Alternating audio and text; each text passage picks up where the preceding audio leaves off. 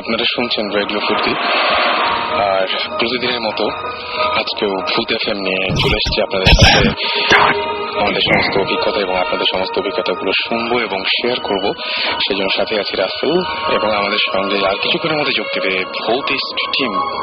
এবং ভৌতিস্ট টিম যোগ দেওয়ার আগে প্রতিদিনের মতো আজকেও আমি বলবো যে আমাদের বেশ কিছু ঘটনা, যে ঘটনাগুলো মানে আমার সাথেও ঘটে। আমি বলেছিলাম যে আমি যে বাসাটায় থাকি সেই বাসাটা হন্টেড, এবং সেই বাসাটায় কিছু মানে জাস্ট 3-4 দিন আগের একটা ঘটনা, সেই ঘটনাকে আজকে শো শুরু করতে চাই। তার আগে বলি যে শীত কিন্তু পড়ে গেছে, ওয়েদারটা চেঞ্জ এসছে, এবং এখন সকালবেলা হতেই বেশ ঠান্ডা লাগে এবং রাতের বেলাতে বেশ ঠান্ডা লাগে। এবং শীতের রাতে বিশেষ করে শীত যখন জমে তখন ভূতের যে কোনো মানে প্যারানর্মাল অ্যাক্টিভিটিসের যে কোনো বিষয় নিয়ে আলোচনা করাটা এটাও খুব জমে যায়। যাই হোক, কয়েকদিন আগের ঘটনা বলি। আমি অফিস থেকে বাসায় ফিরেছি। কটা হবে? রাত 10টা হবে। সাধারণত ইউজুয়ালি মানে যে সময়টায় ফিরি সেদিন সেই সময়টায় ফিরেছিলাম না, একটু আগে পরে এরকম হয়েছিল। তো আমি জাস্ট সেদিন বাসায় কেউ ছিল না, আমি সিঁড়ি ভেঙে আমার দরজার সামনে গিয়ে দাঁড়ালাম, এবং তারপর একটা অদ্ভুত ঘটনা ঘটলো। আমি জাস্ট দরজার বাইরে থেকে একদম স্পষ্ট শুনতে পেলাম যে রান্নাঘরে আমার মানে মা থাকলে যেরকম একটা আওয়াজ হয় যে বুঝিয়ে বাসায় মা আছেন এবং তিনি রান্না বান্না করছেন, ঠিক সেই রকম ধরনের একটা আওয়াজ হচ্ছে, যেন রান্না বান্না চলছে। ডাইনিং টেবিলে যেন অনেকগুলো মানুষ একসঙ্গে খাওয়া দাওয়া করছে, তাদের প্লেট নাড়ার শব্দ এবং গুনগুন হাসির শব্দ। তারপরে একটা বাচ্চা মেয়ের কণ্ঠস্বর শুনতে পাচ্ছিলাম যে সে খুব আনন্দে আছে, এরকম টাইপের একটা কণ্ঠস্বর। আমি নিজের কানকে বিশ্বাস করতে পারছিলাম না। আমি আরেকটু কিছুক্ষণ দাঁড়িয়ে আরো স্পষ্টভাবে শব্দটা শোনার চেষ্টা করলাম। হ্যাঁ, আমি তখন শুনতে পাচ্ছিলাম। আমি জাস্ট মনে করলাম যে হ্যাঁ, এই বাসায় তো অনেক কিছু হয়, হয়তো এই জন্য এরকম হচ্ছে, কিন্তু এরকম তো কখনো হয়নি, হয়তো আমি ভুল শুনছি। কিন্তু খুব ভালো করে একেবারে দরজায় কান লাগিয়ে আমি স্পষ্ট শুনলাম, কোনো কথা বোঝা যায় না, অস্পষ্ট সব আওয়াজ, কিন্তু মনে হচ্ছে যে কোনটা খাওয়া দাওয়ার কিছু একটা চলছে। মানে গেস্ট আসলে যেরকম বাইরে থেকে যেভাবে একটা গল্প মানে যেরকম একটা আওয়াজ শোনা যায়, সেই রকম ধরনের কোন একটা আওয়াজ আমি শুনতে পাচ্ছিলাম। তো আমি ভাবলাম যে না, এটা পুরোই ভুল হতে পারে, আমি ভেতরে ঢোকা উচিত এবং দেখা উচিত ভেতরে কি হচ্ছে। আমি জাস্ট আমার পকেট থেকে চাবিটা বের করে দরজাটা খুলে ফেললাম, এবং যখনই আমি চাবিটা ঢুকাইছি ঠিক সেই মুহূর্তে যে শব্দটা হয়েছে, শব্দটা হওয়ার সাথে সাথে ভেতরে আমি কোনো শব্দ পেলাম না। এবং কি অদ্ভুত ব্যাপার, যেই মুহূর্তে আমি দরজাটা খুলতে গেলাম সেই মুহূর্তে লোডশেডিং শুরু হয়ে গেল। আমি তখন ভয় পেয়েছি আর কি। তখন ভয় পেয়ে আমি আর ভেতরে ঢুকলাম না। আমি জাস্ট বাসা থেকে নিচে নেমে আসলাম, এবং নিচে নেমে এসে ভাবলাম যে হ্যাঁ, ওপরে গিয়ে আরো কি কি কাণ্ড ঘটে তার তো কোনো ঠিক ঠিকানা নাই। তো আমি জাস্ট নিচ থেকে এক প্যাকেট মোম কিনলাম, এবং এটা একেবারেই সত্যি ঘটনা। আমি মোম কিনলাম, মোম কিনে তারপরে আমি গেছি আবার আমার বাসায়, এবং বাসায় গিয়ে তারপরে মোম জ্বালাচ্ছি। আমার রুমের প্রত্যেকটা জানালা দরজা সবসময় বন্ধ থাকে, এবং ওই রুমটার মধ্যে আসলে কি বলবো যে কোনো ধরনের কোনো বাতাস ঢোকার কারণ নাই, কারণ ওখানে বাতাস ঢোকা পসিবল না, একেবারেই পসিবল না। কিন্তু যতবার আমি মোম জ্বালালাম ততবারই মোমটা নিভে যাচ্ছিল। খুবই অদ্ভুত ব্যাপার। এবং মোমটা কোনোভাবেই থাকছিল না, মানে আগুনটা কোনোভাবেই থাকছিল না। তো আমি তখন করলাম কি, 3টা মোম একসঙ্গে জ্বালালাম। একটা রাখলাম একদম দরজার মুখে, আর একটা রাখলাম দরজা একদম রুমের মাঝখানে, আর আগে রাখলাম ঠিক অ্যাটাচ বাথ যেটা আছে সেই অ্যাটাচ বাথের একদম সামনাসামনি একটা রাখলাম। তো আমি দেখলাম যে অ্যাটাচ বাথের সামনে যেটা সেটা ঠিক থাকছে, কিন্তু রুমের মাঝখানে যেটা সেটা নিভে যাচ্ছে। আর বারান্দায় যেটা, আমি আবার বারান্দায় গিয়ে সমস্ত গ্লাস সবকিছু লাগাই দিলাম, দেখলাম যে সব ঠিক আছে কিনা। হ্যাঁ, ঠিকই আছে। আবারও জ্বালালাম, আবারও ঠিক একই অবস্থা। এবং আমি জানি না আসলে কি হয়েছিল সেদিন রাতের বেলায়। এরপরে আমি যখন মানে কি বলবো যে একটু কিছুক্ষণ পরে ইলেকট্রিসিটি আসলো এবং মোমের আলো নিভিয়ে আমি শুতে গেলাম। ঠিকই সারা রাত দুঃস্বপ্ন দেখলাম, এবং সারা রাত আমি একটা বাচ্চা মেয়ের কান্না সেটা শুনতে পেয়েছিলাম। খুবই অদ্ভুত ব্যাপার, খুবই অদ্ভুত ব্যাপার। এবং তারপরে আমি দেখলাম যে আমার বাসায় সেদিন আমার তখন মনে পড়েছিল যে আচ্ছা বাসায় আমি ওঠার সময় কোনো অস্বাভাবিক ঘটনা হয়েছিল কিনা। তখন দেখছিলাম যে শুধু আমি দেখলাম একটা জিনিস মনে আছে, একটা বিড়াল, জাস্ট একটা বিড়াল, খুবই শুকনা খুবই ছোট একটা বিড়াল, জাস্ট আমার মানে যখনই যাই তখনই আমার দিকে অনেকক্ষণ ধরে তাকিয়েছিল এবং আমি একদম কাছাকাছি আসা পর্যন্ত সে তখনও পর্যন্ত দূরে সরছিল না। এবং তারপর থেকে আমি গতকাল রাত পর্যন্ত দুঃস্বপ্ন দেখেছি। আমি জানি না এরপরে কি আছে, তবে আজকে দুপুরবেলা, ইনফ্যাক্ট আজকে দুপুরবেলা একটু ঝিমানো আসছিল। আমি সকালবেলায় শো করে তারপর বাসায় গেছি এবং ঘুমাতে গেছি, এবং দুপুরবেলায় যেটুকু সময় ঘুমেছি তার মধ্যে আমি খুব বাজে ধরনের একটা স্বপ্ন দেখেছি। আর অন্য যে কি হচ্ছে এসব, বাট খুবই অদ্ভুত ব্যাপার। মানে কোনো কোনো সময় নিজের কানকে বিশ্বাস না করে কোনো উপায় থাকে না, ভেতরে কি হচ্ছে কি না হচ্ছে বা কারা এরকম। আমার খুব অদ্ভুত লেগেছে। আচ্ছা আমার বাসা, সেই বাসায় অন্য কেউ থাকবে, তাকে ভয় পেতে হবে, ব্যাপারটা কেমন উইয়ার্ড না? সো এরকম ব্যাপার ঘটেছিল আর কি। যাই হোক, এরকম অনেক কিছু হয়তো ঘটে, আপনাদের ঘটনাগুলো জানতে চাই। আর সেই জন্য যেটা করতে হবে, শাউট লিখে স্পেস দিয়ে আপনার নাম লিখে স্পেস দিয়ে আপনার মেসেজ লিখে পাঠিয়ে দিতে হবে 9840 নাম্বারে। শুরুতে জানিয়ে দিই যে আমরা রেগুলার অসংখ্য ইমেল পাই, সেই ইমেলগুলোর মধ্যে কতগুলো নাম আমাকে বলতে হবে। যেমন এভিল রাইডার, তারপরে জিয়ামুল ইসলাম আমাদের ইমেল করেছিলেন, সবুজ আমাদের ইমেল করেছিলেন, রাহাত, এছাড়াও আমাদের ইমেল করেছিলেন এফবিআই ফায়াদ, নাবিল তৌহিদ, তারপরে ক্যাম্ব্রিয়ান বয় অনেক আমাদের ইমেল করেছিলেন। এছাড়াও প্রিন্সেস ইমেল করেছিলেন, প্রিন্সেস ক্লিওপেট্রা। ওকে, এছাড়া আমাদের ইমেল করেছিলেন ক্রিস অ্যাঞ্জেল, ইমেল করেছিলেন আমাদেরকে তানিম নূর, নাবিল তৌহিদ, আল রাজি, এছাড়াও সজল, জন, আরেফিন এবং নাইফুর সহ আরো অনেকে।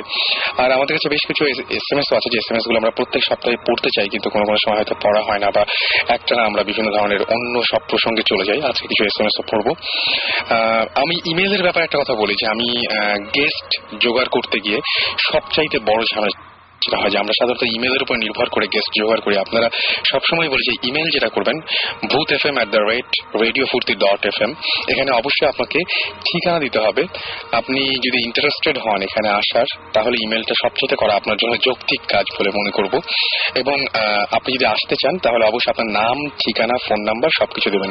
ম্যাক্সিমাম ক্ষেত্রে যেটা হয় যে ফোন নাম্বারে কখনোই মানে ম্যাক্সিমাম সময় যেটা হয় যে আমি ফোন নাম্বার, যে ফোন নাম্বারটা আপনারা দেন সেই ফোন নাম্বারটা আমরা কখনো পাই না। মানে জাস্ট মানে ফোন করে ওই নাম্বারটাই দেখে যে কেউ ফোন ধরে না বা ফোন নাম্বারটা বন্ধ, এইটা সবসময় ফিল করি।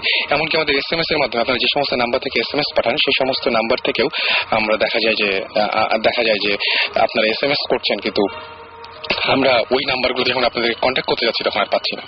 যাই হোক, আরো একটা ব্যাপার, সেটা হচ্ছে ফেসবুকে কিন্তু আমাদের একটা অফিসিয়াল গ্রুপ রয়েছে ভূত FM এর।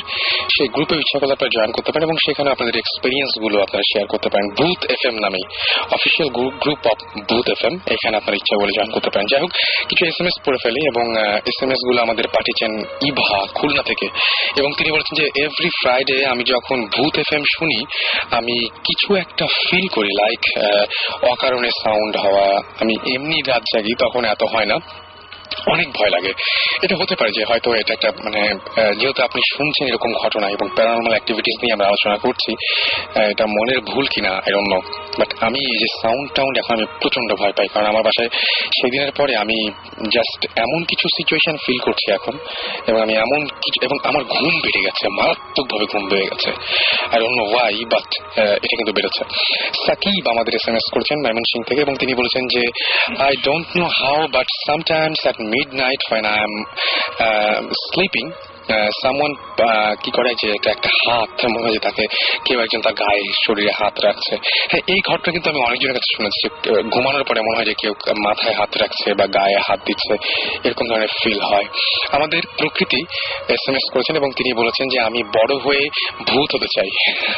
নো ওয়ে, বড় হয়ে ভূত হওয়া যায় না। ভূত একমাত্র যেটা শুনি যে বইয়ে, সেটা তো না থাক, সেটা আর বলবো না যে ভূত কিভাবে হয়, বাট বড় হয়ে ভূত হওয়া যায় না।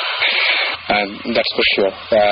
এবং ভূত হলে আমার মনে হয় যে পৃথিবীতেও থাকা যায় না, এরকম একটা ব্যাপার হয়ে যায়, বা পৃথিবীতে থাকা যায়, সেটা হচ্ছে মানে কি বলবো যে আপনি এবং আপনার এই মানব জীবন এবং আপনার এই ভূত জীবন দুটো একসাথে পৃথিবীতে স্টে করতে পারে না। মেঘলা লিখেছেন যে মেঘলা তাপসী দুজন লিখেছেন, ভাইয়া আপনারা কিন্তু অনেক বেশি হাসাহাসি করেন, গম্ভীর ভাবে কথা বললে গল্প আর জমবে। ভাই আমি প্রথমে বলবো যে হ্যাঁ, হাসাহাসি হয়তো করি, মাঝে মাঝে বেশি হয়তো আপনারা যাতে ভয় না পেয়ে যান সেই জন্য হয়তো হাসাহাসি করি, কিন্তু ব্যাপারটা হচ্ছে কি যে এমনিতেই যে ভয় পাচ্ছেন তারপরে যদি হাসাহাসি একটু না করি তাহলে কেমন হয়। সবচেয়ে বড় কথা যে গল্প বলেছেন আপনি, যে ভূতের গল্প জমে না, আমরা কিন্তু একটাও গল্প বলি না, আমরা পুরোপুরি প্যারানর্মাল অ্যাক্টিভিটিস নিয়ে আলোচনা করি এবং যারা ভিকটিম তাদেরকে আমরা এখানে নিয়ে আসি, তারাই তাদের অভিজ্ঞতাগুলো শেয়ার করি। সুতরাং এগুলো গল্প বলা একেবারেই ভুল হবে, আমরা ঘটনা বলতে পারি। সৈকত লিখেছেন, ভাইয়া আপনাদের ইমেল আইডির ভূত বানানটা মানে স্পেলিংটা কি? আচ্ছা, এটা আপনি যেটা লিখেছেন যে VOOT, এটা না, BHOOT, ভূত FM @radiofurti.fm, আর রেডিও ফুর্তি বানানো কিন্তু FOORTI। ওকে, তন্নি লিখেছেন যে তোমাদের স্টোরি শুনে লাস্ট উইকে একটু আগে আমার বোনের ছেলে আছে, তার বোনের ছেলে যেটা করেছে সেটা বালিশ টালিশ নিয়ে তার সাথে ঘুমাতে চলে এসেছেন এবং সে ক্লাস 9-এ পড়ে, তারপরে সে প্রচন্ড ভয় পেয়েছে। অলরাইট, আমরা মনে হয় যে অনেকগুলো SMS করে ফেললাম। এর মাঝখানে আমাদের গেস্ট রয়েছে এবং সেই গেস্টের সাথে আমরা কথা বলবো এবং সেই গেস্টের পরিচয় জানতে চাইবো আমরা শুরুতেই, যে আপনার পরিচয়টা দিন। আমার নাম হচ্ছে আরিফিন, আমি চিটং থেকে এসেছি। ওকে, প্রথম আমি আচ্ছা চিটাগাং থেকে এসেছেন এবং আমাদের ভূত FM শুনে আপনি ইন্টারেস্টেড হয়ে চিটাগাং থেকে এসেছেন, সেজন্য আপনাকে প্রথমে যেটা করবো সেটা হচ্ছে অনেক অনেক অনেক ধন্যবাদ জানাবো, যে অসংখ্য ধন্যবাদ আপনাকে যে একটা অনেক দূর থেকে আপনি এসেছেন। থ্যাংক ইউ, ওটাকে থেকে থ্যাংকস। সর্বপ্রথম আমি যেটা বলবো যে এখন আপনি কি করছেন? আমি এখন অ্যাডমিশন টেস্ট দিচ্ছি ঢাকা ইউনিভার্সিটি, এক্সাম গেছে, পরীক্ষা দিয়ে আসলাম। তারপর আমার যেটা ছিল, আমি মাত্র একবারই আমি ভূত FM শুনেছি, এটা আমার ফ্রেন্ড মানে ইনভাইট করছে, আমি জানতাম না যে ভূত FM এটা রাত্রে 12টা বাজে রেডিও ফুর্তিতে হয়। তারপর আমার ফ্রেন্ড যখন বললো যে ভূত FM শোনার জন্য, তখন আমি বললাম ঠিক আছে আমি শুনবো। তারপর তখন আমি গত সপ্তাহে তখন ভূত FM শুনে আমার খুব ভালো লাগলো এবং কিছুটা ভয় পাইলাম। তারপর পরে আমার ফ্রেন্ড বলল যে ইমেল করার জন্য। আমি বললাম যে ইমেল করবো, আমার ইমেল তো নাও করতে পারে, অ্যাকসেপ্ট করতে পারে। তারপর আমার ফ্রেন্ডের মাধ্যমে ওর নাম হচ্ছে সুমন, আমরা একই সাথে থাকি।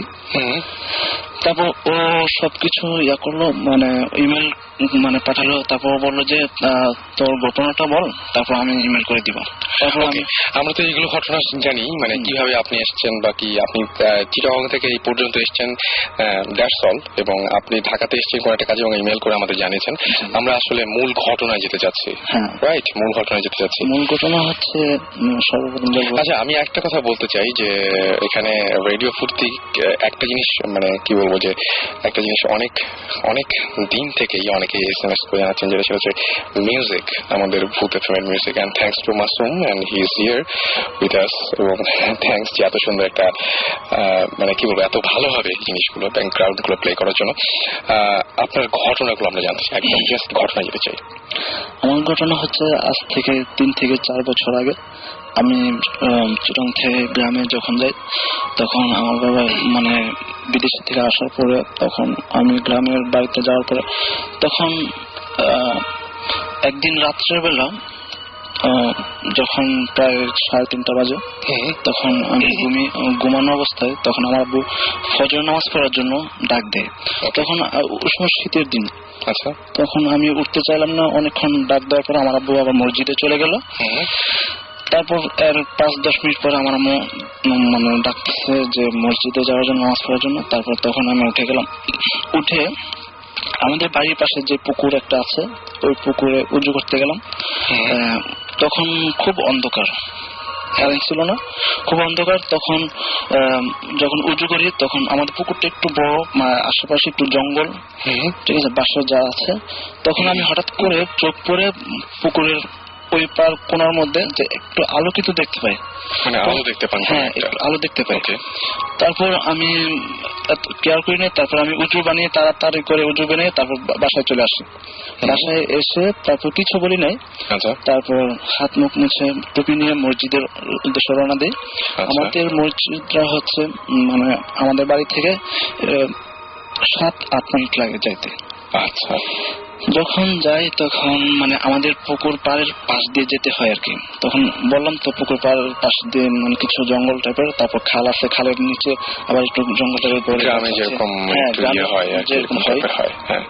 তখন হাঁটতে হাঁটতে পুকুরের কোনায় যখন যাই তখন আশেপাশে আম গাছ, তারপর বড়ই গাছ, তারপর বিভিন্ন ধরনের কাঠ গাছ আছে।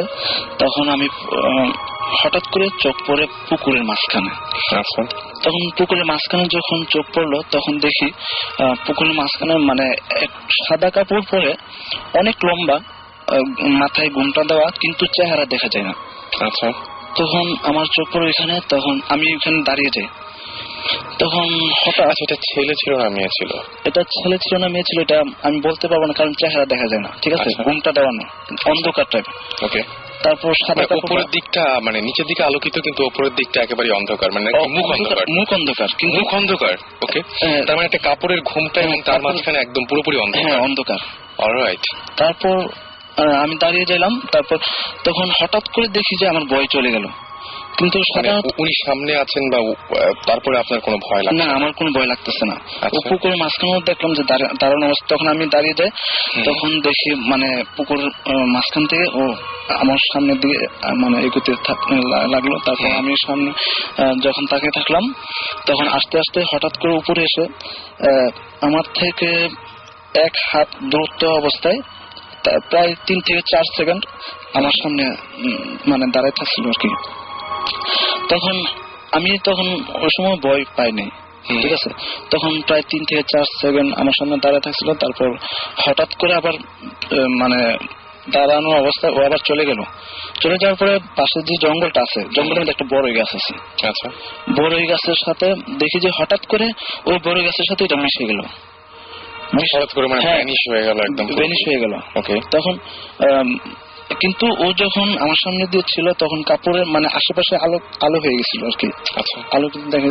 তারপর বড়ই গাছের সাথে মিশে যাওয়ার পর হঠাৎ করে আমার মনের ভিতরে মানে গভীর ভয় চলে আসলো। মানে উনি যতক্ষণ আপনি সামনে দেখেছেন ওই জিনিসটা ততক্ষণ পর্যন্ত আপনার কোনো ভয় ছিল না? ভয় ছিল না। যে মুহূর্তে চলে গেল হঠাৎ করে আমার ভিতর ভয় চলে আসলো। ওকে। কিন্তু এটার কারণ কি আমি জানি না কি কারণ। আমার যে ধারণাটা হচ্ছে যে ওই সময় হয়তো ফজরের নামাজের সময় আজান পড়ছিল, তখন আমি উজু অবস্থায়, হয়তো এরকম উজু অবস্থায় দেখে সেজন্য কোন মানে আপনি চলে যাওয়ার পরেও তো উজু অবস্থাতেই ছিলেন। হ্যাঁ, অবশ্যই তখন তো ভয় লেগেছে। এটা হয়তো কারণ না, কিন্তু মানে তখন হয়তো আপনি অতিরিক্ত ভয় পেয়েছিলেন এবং আপনার সেন্স গুলো কাজ করছিল না আসলে। সামনে দেখার ফলে, ওইরকম একটা জিনিস সামনে দেখার ফলে পরে আর কোনদিন এরকম কোন ঝামেলা হয়েছে বা তারপরে অসুস্থ হয়েছেন বা এরকম কিছু? না, এরকম কোনো কিছু হয়নি। তারপর পরবর্তীতে ভয় যখন তখন বাসায় চলে গেলাম তখন আর নামাজ পড়া হলো না। তারপর আমার আম্মুকে ঘটনা বলে পরে মানে এটা পরে বিশ্বাস করে আমি বলার পরে তারপর ঘরে নামাজ পড়ে ফেলি আর কি। আপনি যখন এই ঘটনাগুলো আপনার ফ্যামিলিতে বলেছেন তখন তারা বিশ্বাস করেছে? বিশ্বাস করেছিল প্রথম বিশ্বাস করেন। আমি যখন মানে বিশ্বাস করার মতো যখন ওদেরকে খুলে বললাম যে এটা রিয়েল, তখন ওরা বিশ্বাস করতে বাধ্য। সেটাই, মানে ঘটনাগুলো আসলে সাধারণত কেউ বিশ্বাস করতে চায় না। আমিও এটা বলছি, যারা শুনছেন আসলে বিশ্বাস করতে বলছি না, আমি বলছি ঘটনাটা শুনুন। কারণ উনি চিটাগং থেকে এসেছেন এই ঘটনাটা, এবং উনি যে ওনার যে এক্সাইটমেন্ট ওনার মধ্যে দেখছি, উনি যা দেখেছেন তাই কিন্তু আপনাদের বলছেন। মানে এখানে কোনো সাক্ষী রাখতে চাচ্ছি না আমরা, বা আপনাদেরকে বিশ্বাস করার জন্য কোনো কিছু বলছি না। আপনার ফ্যামিলিতে এরকম কোনো ঘটনা কি আগে বা পরে কোনোদিন ঘটেছিল? হ্যাঁ, আমার ফ্যামিলিতে একটা ঘটনা ঘটেছিল, আমার আম্মুর ক্ষেত্রে বলবো। আচ্ছা। যখন আমার আম্মু যখন বড় হই তখন আমার আম্মুর মুখ থেকে শুনি। আচ্ছা। যখন ছোট অবস্থায় আমার বয়স তখন 1 থেকে 1.5 বছর। আচ্ছা। তখন অনেকদিন আগে না? এটা কতদিন আগে হবে? তাও হবে 1989-90 দিকে। ওকে। এটা তখন আমি যখন ছোট 1 থেকে 1.5 বছর, তখন আমি আমার বাসায় ছিল, আমার আম্মু ছিল, আমার আব্বু ছিল আর আমার দাদু ছিল। আচ্ছা। তখন আমার আব্বু বাড়িতেই থাকতো। তখন আমাদের মানে বাড়ি থেকে প্রায় 3 থেকে 4 কিলো দূরে একটা গাং ছিল আর কি। আচ্ছা গাঙের ওই পার একটা খাঁটি ছিল যেখানে আমাদের মাছ প্রতি বছর মাছ ধরা হতো। আচ্ছা ওই মাছ মানে রাত্রেবেলা পাহারা দেওয়া হতো আর কি। মানে আমার পাহারা দিত, কারণ পাহারা না দিলে হয় কি মানে মাছ চুরি হয়ে যায়। আচ্ছা প্রতি রাত্রে ঠিক 9টার দিকে খাওয়া দাওয়া করে তারপর চলে যেত। আচ্ছা ওইখানে আমার আব্বু মানে রাত কাটাতো। ওইখানে একটা ছোট ঘর করেছিল মানে থাকার জন্য। তারপর একদিন নাকি হঠাৎ করে যখন আমার দাদু এক রুমে থাকতো, আমার আম্মু আর আমি এক রুমে থাকতাম, তখন 2 থেকে 2:30 সময় তখন হঠাৎ করে মানে দরজা নক করতেছিল কে যেন। আচ্ছা তখন হঠাৎ করে আমার আম্মুর নাম ধরে মানে নক করতেছে, 3বার নক করছে, ঠিক আছে? 3বারের উপরে আর নক করে নাই আমার আম্মুর নাম। তখন আমার আম্মু সজাগ হয়ে গেল, তখন দরজা খুললো। দরজা খোলার পরে আম্মু কেন দরজা খুললেন? মানে কোন পরিচিত কণ্ঠস্বর কি মনে হয়? হ্যাঁ পরিচিত। মানে ওইটার জিনিসটা কি, আমার আম্মু যেটা বললো, আমার আম্মু বলতেছে মানে আমার আব্বুর মানে চেহারার মানে ইয়া করে ধারণ করে ও নাকি আসছিল। আচ্ছা ঠিক আছে, যখন আসছিল তখন মানে কণ্ঠস্বর ঠিক অবিকল আমার আব্বুর মতো। আচ্ছা আচ্ছা, তাহলে তো খোলার কথা। হ্যাঁ কণ্ঠস্বর। তখন দরজা খুলে তারপর আমার আম্মু মানে ধারণা করছে কি এত রাত্রে গেল 9টার দিকে, সকালে প্রতিদিন সকালে আসে, কিন্তু 9টার দিকে যাওয়ার পরে আবার হঠাৎ করে আবার মাঝরাতে কেন আসলো? আসার তো কথা না। তখন দরজা খুলে দেখলো যে চলে যাচ্ছে। আচ্ছা, চলে যাওয়ার পরে আমার আম্মু হঠাৎ যাই না মানে হয়তো সায়েন্স অন্যরকম হয়ে গেছে, ওনার পিছনে পিছনে আমার আম্মু ছুটতে লাগলো আর কি। আচ্ছা, ওই তখন নিশ্চয়ই আপনার আম্মুর মাথায় অন্য কোনো কিছু কাজ করে নাই? না, অন্য কিছু কাজ করে নাই। আর ওই সামনে যে আছে ও খেয়াল করে নাই যে আমার আম্মু পিছে পিছে যাচ্ছে, ও পিছনের দিকে আর তাকায়নি। আচ্ছা, তখন আমাদের পুকুর পাড়ে কোনার মধ্যে একটা মানে জাম গাছ ছিল। আচ্ছা, অনেক বড় জাম গাছ। তখন পুকুরের নিচে নামার সময় তখন গিরা পর্যন্ত পানি পর্যন্ত নামছে আমার আম্মু। আমার আম্মু ছিল ওইটার মানে ওই সামনে যে ছিল ওর থেকে 2 থেকে 3 হাত দূরত্ব হবে, এরকম দূরত্ব ছিল। তখন আমার আম্মু চলে যাচ্ছে। হঠাৎ করে নাকি আমি যখন সাধারণত 1 থেকে 1.5 বছর মানে যে বাচ্চা তারা সহজে খাট থেকে কিন্তু নামতে পারে না, ঠিক আছে? কিন্তু আমার আম্মু থেকে যা শুনলাম যে তখন আমি কিভাবে খাট থেকে নামলাম, কিভাবে পড়লাম আর কিভাবে সজাগ হলাম আমি মানে নিজেও বলতে পারি না। তখন হঠাৎ করে দরজার সামনে এসে মানে অনর্গল মানে চিৎকার করতে লাগলাম আর কি। আচ্ছা, চিৎকার করতে লাগলাম। হঠাৎ করে আমার আম্মু মানে আমার কান্নার স্বর শুনতে পেল। তখন নাকি হঠাৎ করে পিছন দিকে দেখে যে দরজার সামনে দাঁড়িয়ে আমি কান্না করতেছি প্রচন্ড। তখন আমার আম্মু ওই জায়গা থেকে দৌড়ে চলে আসে। আচ্ছা, তখন আর পিছন দিকে ফিরে নেই, ঠিক আছে? তখন ফিরার পরে ঘরে আসার পর আমার দাদু ঘুম থেকে উঠলো, কি হলো মানে ও সামনে দরজায় এসে কেন কান্না করছে, তুমি কোথায় গিয়েছো, মানে এরকম করার পরে আমার দাদুকে সবকিছু খোলার পর বলার পরে তারপর সকাল হলো। সকাল হওয়ার পরে আমার আব্বু আসলো ওই গ্যাং থেকে। তারপর আমার আব্বুকে কোয়েশ্চেন করা হলো যে আপনি কি রাত্রেবেলা আসছেন 2টা থেকে 2:30টার দিকে? তো না, তো আমি তো রাত্রেবেলা আসিনি, আমি তো রাতে ওইখানে মানে থাকছিলাম। আচ্ছা, তারপরে তার মানে একদম পুরো ব্যাপারটাই অন্যরকম কিছু একটা ছিল। হ্যাঁ, অন্যরকম। আপনার আব্বু যদি ওখানে থাকেন, মাছের ওই জায়গায় থাকেন, তাহলে এইখানে যিনি এসেছিলেন তিনি কে? এটা আমার কোয়েশ্চেন যে এটা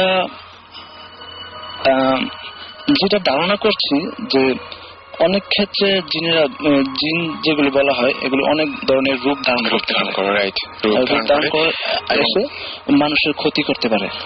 সবসময় যে ক্ষতি করে তাও না, হ্যাঁ, অনেক সময় মঙ্গলও করে আছে, কিন্তু মাঝে মাঝে দেখি যে মানে ক্ষতি বেশিরভাগ। আমরা একটা ব্রেকে যাব এবং তার আগে আমরা জানিয়ে দিই যে আজকে কারা কারা আমাদেরকে এখনো পর্যন্ত SMS করেছেন, অসংখ্য মানুষ। তারপরে আমরা SMS করার নিয়মটা বলি, শাউট লিখে SHOUT শাউট লিখে স্পেস দিয়ে আপনার নাম লিখে স্পেস দিয়ে আপনার মেসেজ লিখে পাঠিয়ে দিতে পারেন 9840 নাম্বার। ভাই আপনাকে অসংখ্য ধন্যবাদ, আপনি চিটাগং থেকে এতদূর কষ্ট করে এই ঢাকায় এসে আমাদেরকে এসেছেন এবং সেই খবরটা জানিয়েছেন এবং স্টুডিওতে কষ্ট করে এসে আমাদের সাথে শেয়ার করলেন আপনার অভিজ্ঞতা। থ্যাঙ্কস থ্যাংকস আ লট, এবং আশা করছি সবসময় এখন থেকে ভূত এফএম এর সাথে থাকবেন, রেডিও 4 সাথে থাকবেন, রাইট? ওকে, আমাকে এসএমএস করেছেন চন্দন, এসএমএস করেছেন সজীব, ফয়সাল, রনি, এসএমএস করেছেন অরিত্র, এসএমএস করেছেন রাজশাহীর মাইয়া, এসএমএস করেছেন ভূ। ওকে, আমাকে এসএমএস করেছেন এছাড়াও আজম, এসএমএস করেছেন সুমাইয়া, আয়ান, ফারাহ, এসএমএস করেছেন আম্মি ভূত, আচ্ছা, এসএমএস করেছেন উদয়, এসএমএস করেছেন তুষণ, অভিক, এসএমএস করেছেন আমাকে শাহানি, তাজিন সহ আরো অনেকে। সো স্টে টিউন রেডিও ফুর্তি অ্যান্ড এসএমএস পাঠাতে থাকুন আর আপনাদের অনুভূতিগুলো শেয়ার করতে থাকুন। আপনি দেখছেন যে আপনাদের গত সপ্তাহে এসএমএস গুলো আমরা অনেক সযত্নে রেখে দিয়েছি, আর এই মুহূর্তে আমরা একটা গান শুনে আসবো। ইন দ্য মিন টাইম যে গানটা যে আপনাদের এসএমএস এর জন্য এক্সপেক্ট করবো, আর এখন যে গানটা প্লে করবো সেটা হচ্ছে ডিওর গান lock up the world, right? Lock up the world, চল শুনে আসি।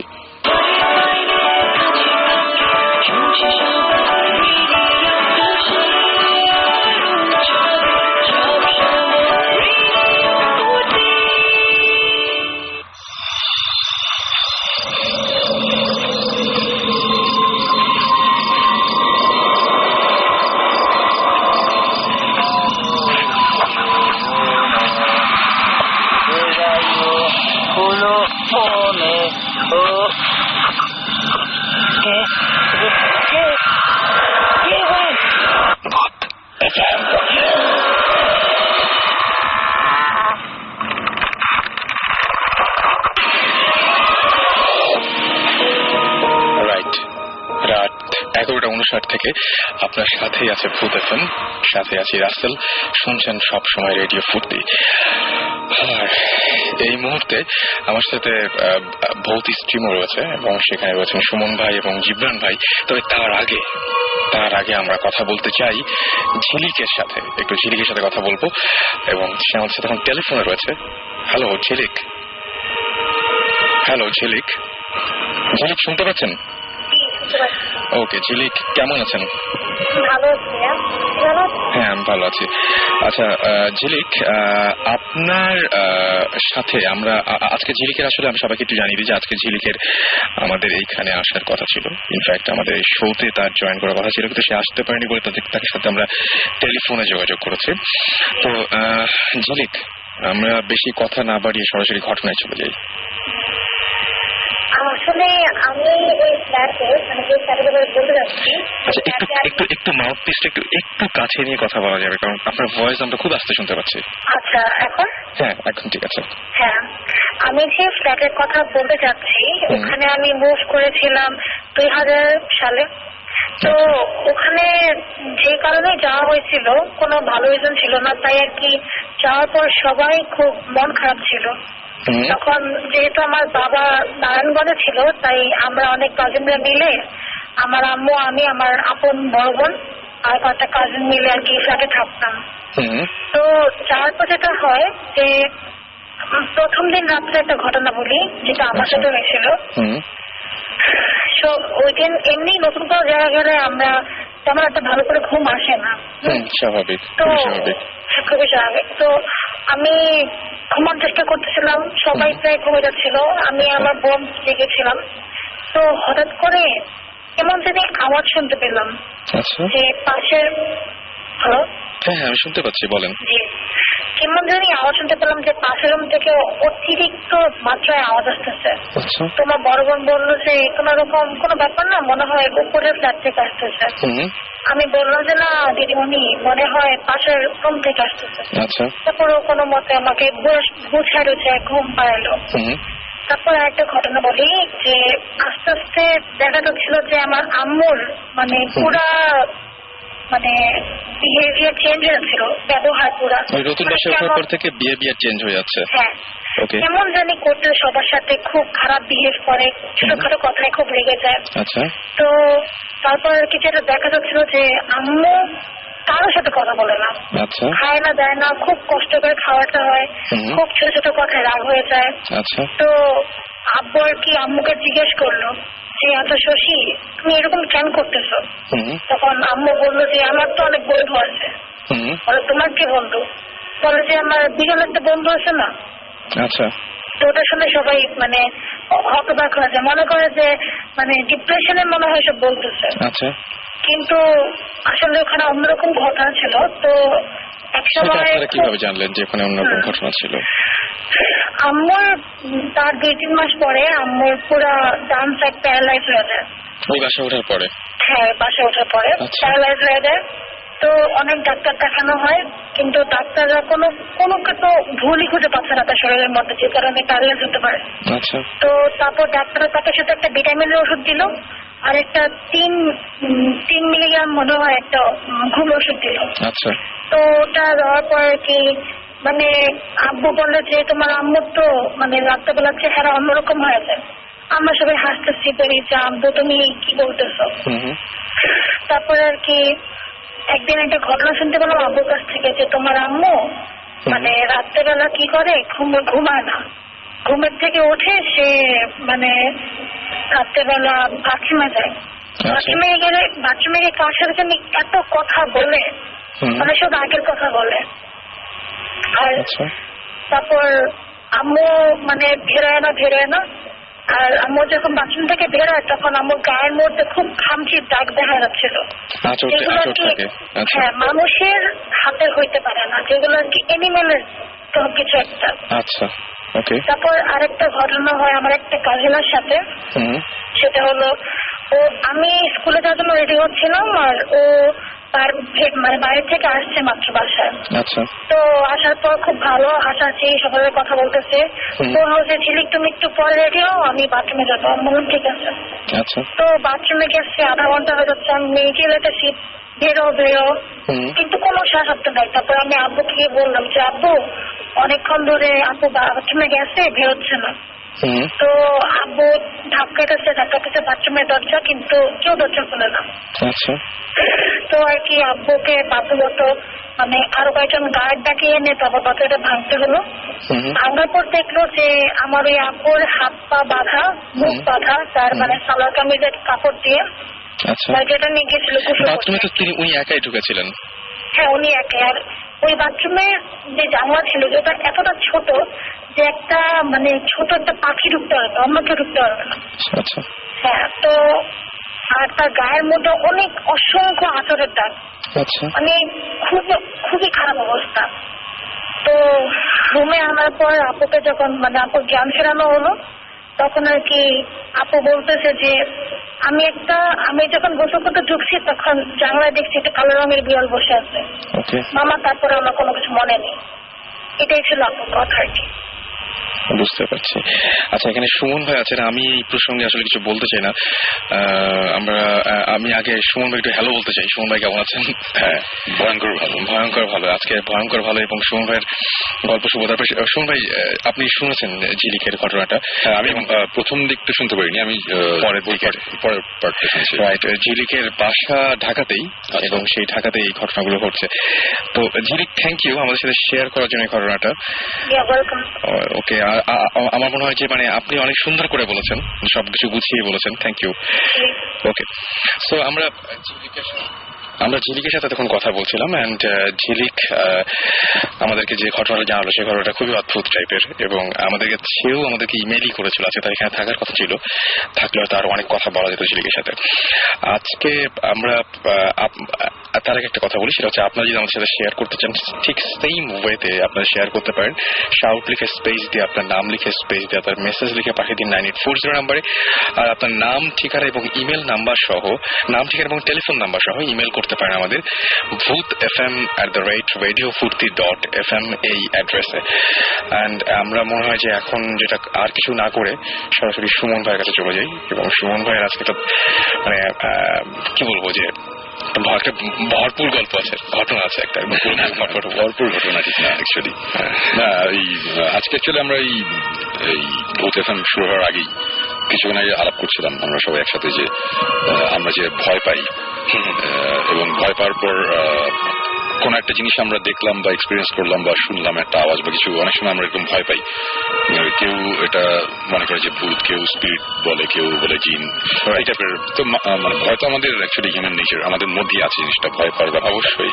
সো এক একজন জিনিসটা এক এক ভাবে নেয়, বাট আমি আজকে ওই একটা ঘটনা বলবো যেটার মানে ভয় নিয়েই আর কি। মানে আমি একবার প্রচন্ড রকম ভয় পেয়েছিলাম।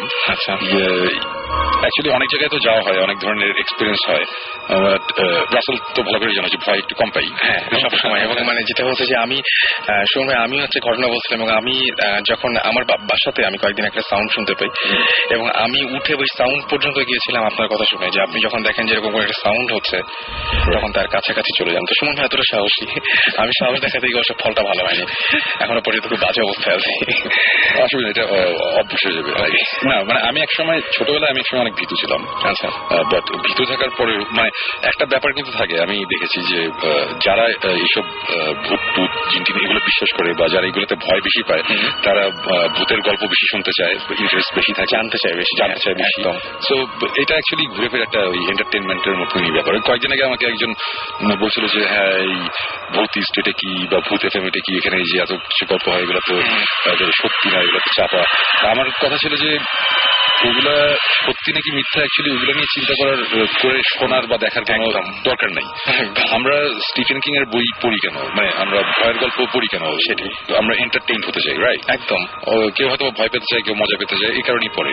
বাট কারো তো স্টিফেন কিং তো কখনো বলে নাই যেগুলো বিশ্বাস করো। আমরা বলছি এগুলো বিশ্বাস করার দরকার নেই, এগুলো শুনে যদি আপনারা মজা পান বা এন্টারটেইন হন সেটাই হচ্ছে ব্যাপার। একদম। সো এই হ্যাঁ, এখন আমি একটা ঘটনা বলি, এটা কয়েকদিন আগের কথা। মানে রাতের আমি তো ঘুমাই অ্যাকচুয়ালি সকালের দিকে। সো আবার আমার বেডরুমটা মধ্যে জানালা আছে দুটো, বাট জানালা দুটো বোধহয় আমি এই বাসায় এসেছি 4 বছরে খোলা হয়নি আর কি। সবসময় বন্ধ থাকে এবং খুব ডার্ক কালারের মোটা কাপড়ের পর্দা। সো যারা আমার বাসায় দিনের বেলা আসে দেখে যে আমার রুমে লাইট জ্বলছে, বিকজ অন্ধকার থাকে প্রচন্ড, মানে দিন হোক রাত হোক কোনো ব্যাপার না আর কি। সো আমি ঘুমাতে গিয়েছিলাম সকাল 8:30টার দিকে মোস্ট প্রবাবলি, তো শুতে গেছি এবং রুম পুরোপুরি অন্ধকার। তো করে আমি শুতে চলে গেছি, আমি শুয়ে পড়েছি। তারও বেশ কিছুক্ষণ পর মানে ঘুম আর তন্দ্রার মাঝামাঝি একটা অবস্থা, মানে পুরোপুরি ঘুমায়ও নাই আবার জেগে বসে এরকম একটা অবস্থা। এবং ওই যে রুমের মধ্যে মাঝে মাঝে টুকটাক আওয়াজ, এগুলো নিয়ে এর আগে আমি অনেকবার আলাপ করেছি যে এরকম টুকটাক একটা আওয়াজ টাওয়াজ হচ্ছে। তো এগুলো খুব নর্মাল জিনিস, এগুলো স্বাভাবিক, এটা সব বাসাতেই হয়। তার মানে এই না যেখানে ভূত জিন আছে। সো এরকম একটা অবস্থাতে হঠাৎ করে একটা আমার মাথার পেছনের দিকে একটা পার্টিশন আছে অ্যালুমিনিয়ামের, ওই ভিতরে ডিভিডি বইয়ের লাইব্রেরি, সো গ্লাসের পার্টিশন। তো হঠাৎ করে মনে হয় গ্লাসে একটা টক করে একটা আওয়াজ হলো, অ্যাজ ইফ কেউ গ্লাসে টোকা দিয়েছে এই টাইপের একটা আওয়াজ। তো শুনে আমি হঠাৎ করে একটু চমকে উঠলাম যে কি ব্যাপার, আওয়াজ কি ব্যাপার। আমি ঘুরলাম, আমি আবার ঘুমানোর সময় আমি চাদর পুরো মাথার উপর দিয়ে ঘুমিয়েছি, মানে কিছুই দেখা যায় না, জাস্ট একটু নিঃশ্বাস নেওয়ার জন্য একটু ফাঁকা থাকবে, ওদিক দিয়ে জাস্ট নিঃশ্বাসটা নিবো আর কি, বাতাসটার জন্য। তো আমি চাদরটা সরিয়ে আমি জাস্ট উল্টা দিকে ঘুরলাম, ঘুরে দেখলাম যে আছে না, কিছু না আছে। আমি আবার ঘুমিয়ে পড়তে গেলাম। তো আমি আবার মুখের মধ্যে চাদর দিতে গিয়ে আমি রিয়েলাইজ করলাম যে আমার চাদরের ফাঁক দিয়ে যে জায়গাটা ফাঁকা আছে ওদিক দিয়ে আমি দেখলাম যে আমার বিছানার পাশে হচ্ছে কম্পিউটার টেবিলের পাশে যেই চেয়ারের ঠিক পেছনে অন্ধকারের মধ্যে দেখা যাচ্ছে একটা সাদা একটা শেপ। আমি খুব ভালো করে তাকিয়ে বুঝলাম যে এটা একটা ফাঁসির দড়ি ঝুলছে, এবং এটা দেখার সাথে সাথে আমি খুব চমকে উঠেছি। স্বাভাবিক একটা ফাঁসির দড়ি টাইপের একটা জিনিস আমার এই রুমে কোথেকে আসবে। আমার রুমে আমি সবসময় দরজা লক করে ঘুমাই এবং আমি কিছুক্ষণ আগে শুতে গেছি, এভরিথিং ওয়াজ ফাইন। সো এটা দেখে আমি ফার্স্টে খুব চমকে যাই। তারপরেই আমি চিন্তা করি যে না, ব্যাপারটা হচ্ছে কিছুই না, ওই মাঝে মধ্যে চোখ বন্ধ করে থাকলে চোখ খোলার পরে অন্ধকারের মধ্যে আলো অনেক আধারের একটা, তখন তো সকাল খুবই হালকা আলো, মানে খুবই হালকা, মানে কি মানে শেপ গুলো বোঝা যাচ্ছিল ওর মধ্যে। সো আমি আবার চোখটা বন্ধ করলাম, বন্ধ করে আবার তাকালাম দেখার জন্য, চেক করার জন্য। দেখলাম যে এখনো ইটস স্টিল দেয়ার। সো তখন আমি এবার একটু ভচকেলাম যে কি ব্যাপার, এটা এখন তো চলে যাওয়ার কথা, চোখের প্রবলেম। সো আমি আবার চোখটা বন্ধ করে কিছুক্ষণ শুয়ে আছি, আমি আবার কতক্ষণ পরে আবার তাকালাম, তাকিয়ে দেখলাম এখনো ওখানে আছে। সো তখন আমার টেনশন হওয়া শুরু করলো, যে তখন আমি ভয় পাওয়া শুরু করলাম। এবং একটা সময় ভয় বাড়তে বাড়তে এরকম একটা পর্যায়ে চলে গেল, আমি যে আজকে বলছিলাম একটু আগে যে আমরা আড্ডা দেওয়ার সময় যে লাইফে অনেক জায়গায় গিয়েছি, অনেক ধরনের এক্সপিরিয়েন্স হয়েছে এই ভৌতিস করতে গিয়ে বা ভৌতিসটার আগে অনেক সময় মাঝে মধ্যেই ভয়টাই পেয়েছি, কিন্তু ভয়ের ডেফিনেশন যে এরকম হতে পারে এটা আমার জানা ছিল না। অসম্ভব রকম একটা ভয় আমার পুরা মনে হলো যে ঘাড়ের উপর চেপে বসছে, মানে অন্যরকম একটা অবস্থা, মানে পুরা গা মনে হয় যে জ্বলছে, মানে গরম হয়ে গেছে, এই টাইপের প্রচন্ড ভয় লাগছিল। আমি বারবার চিন্তা করছি যে আমি চোখের সামনে যে জিনিসটা দেখছি এই সাইনটাই তো ভালো না, মানে সামনে একটা ফাঁসির দড়ি সেটাই। এর আগে এরকম হয়েছে যে এই ভৌতিক ইনভেস্টিগেশনে গিয়ে এরকম হয়েছে যে রুমের মধ্যে বসে আছি, টেবিলের উপর একটা গ্লাস রাখা, চায়ের কাপ টাপ এইসব জিনিসপত্র রাখা, গ্লাস পড়ে গেছে অটোমেটিক, মানে কোনো কারণ নাই আর কি। একটা গ্লাস তো এটার মধ্যে যে বাতাসে পড়ে যাবে, এইগুলো আমরা দেখেছি, এগুলো দেখে কখনো ভয় লাগে নাই। আচ্ছা ঠিক আছে, গ্লাস মানে আমি যদি এখন বলি যে হ্যাঁ ঠিক আছে আমি জিন বিশ্বাস করি, জিন এই কাজটা করেছে, তো তখন আমার এক্সপ্লেনেশন হচ্ছে একটা জিন এসে একটা গ্লাস ফেলে দিচ্ছে, এটা যদি একটা মানুষ ফেলতো আমি বলতাম যে আচ্ছা গ্লাসটা ভেঙে গেছে বেচারা, এটা এখানে তো ভয়ের কিছু নাই, তুমি তো গ্লাসই ফেলে দিচ্ছ, বেশি তার কিছু করো নাই, সেখানে ভয় পাবো কেন? তো এইভাবে সবসময় চিন্তা করি। বাট কেউ যে একটা ফাঁসির দড়ি ঝুলে সামনে যদি দাঁড়ায় থাকে, এটা কিন্তু একটা ভয়ের একটা ব্যাপার। তখন আমি চিন্তা করতেছি যে আচ্ছা ঠিক আছে, ধরে নিচ্ছি যে আমার সামনে এখন যেটা আছে এটা ভালো কিছু না, একটা খারাপ একটা জিন বা ব্যাড স্পিরিট বা যেটাই বলি, মানে ইভিল একটা কিছু, এবং আমার সামনে এবং যে কোনো কিছু একটা বোঝাতে চাচ্ছে, সে একটা ফাঁসির একটা দড়ির ফাঁসের মতন এটা করে মানে সামনে দাঁড়ানো। সো জিনিসটা আমার কাছে তখন খুব ভয়ঙ্কর কথা। হ্যাঁ, বিকজ অ্যাকচুয়ালি এই সিনটা দেখতে ভালো লাগে না। নর্থের যে আমি একটা খোলা একটা বাসার মধ্যে আছি, মানুষজন আসতে যাচ্ছে, আমি শুয়েছিলাম, দুপুরবেলা হঠাৎ করে দেখলাম একটা কেউ আছে, কেউ ঝুলিয়ে দিয়ে গেছে বা কেউ ফাইজলামি করতেছে, ব্যাপারটা তো ওইটা না, ব্যাপারটা অনেক সিরিয়াস। এবং আমি এর আগে একবার বলেছি আমার বাসায় আমি একা থাকি, কোনো মানুষ নেই, একটা কাজের ছেলে থাকে, সে সার্ভেন্ট কোয়ার্টারে ঘুমায়, পুরো বাসায় আমি একা, রুম লকড, মানে কারো আসার কোনো ওয়ে নাই। সো ভয়টা তখন বাড়তে থাকলো, এবং বাড়তে বাড়তে একটা সময় মানে এরকম একটা পর্যায়ে আমি যেটা মানে আমি কিন্তু অ্যাকচুয়ালি ঘটনার চেয়ে আমি ভয়ের দিকটাই আমি বেশি প্রেশার দিচ্ছি। না ঠিক আছে, ভয়টা যে কি ভয়ঙ্কর ব্যাপার এটা আমি আজ কয়েকদিন আগে টের পেলাম আর কি, রাইট?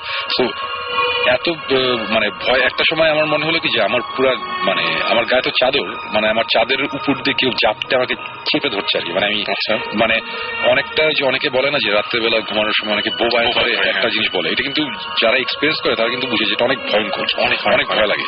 সো তারপর যেটা হয় যে ঘুমটা ভেঙে যাওয়ার পরে মনের মধ্যে একটু ভয় থাকে।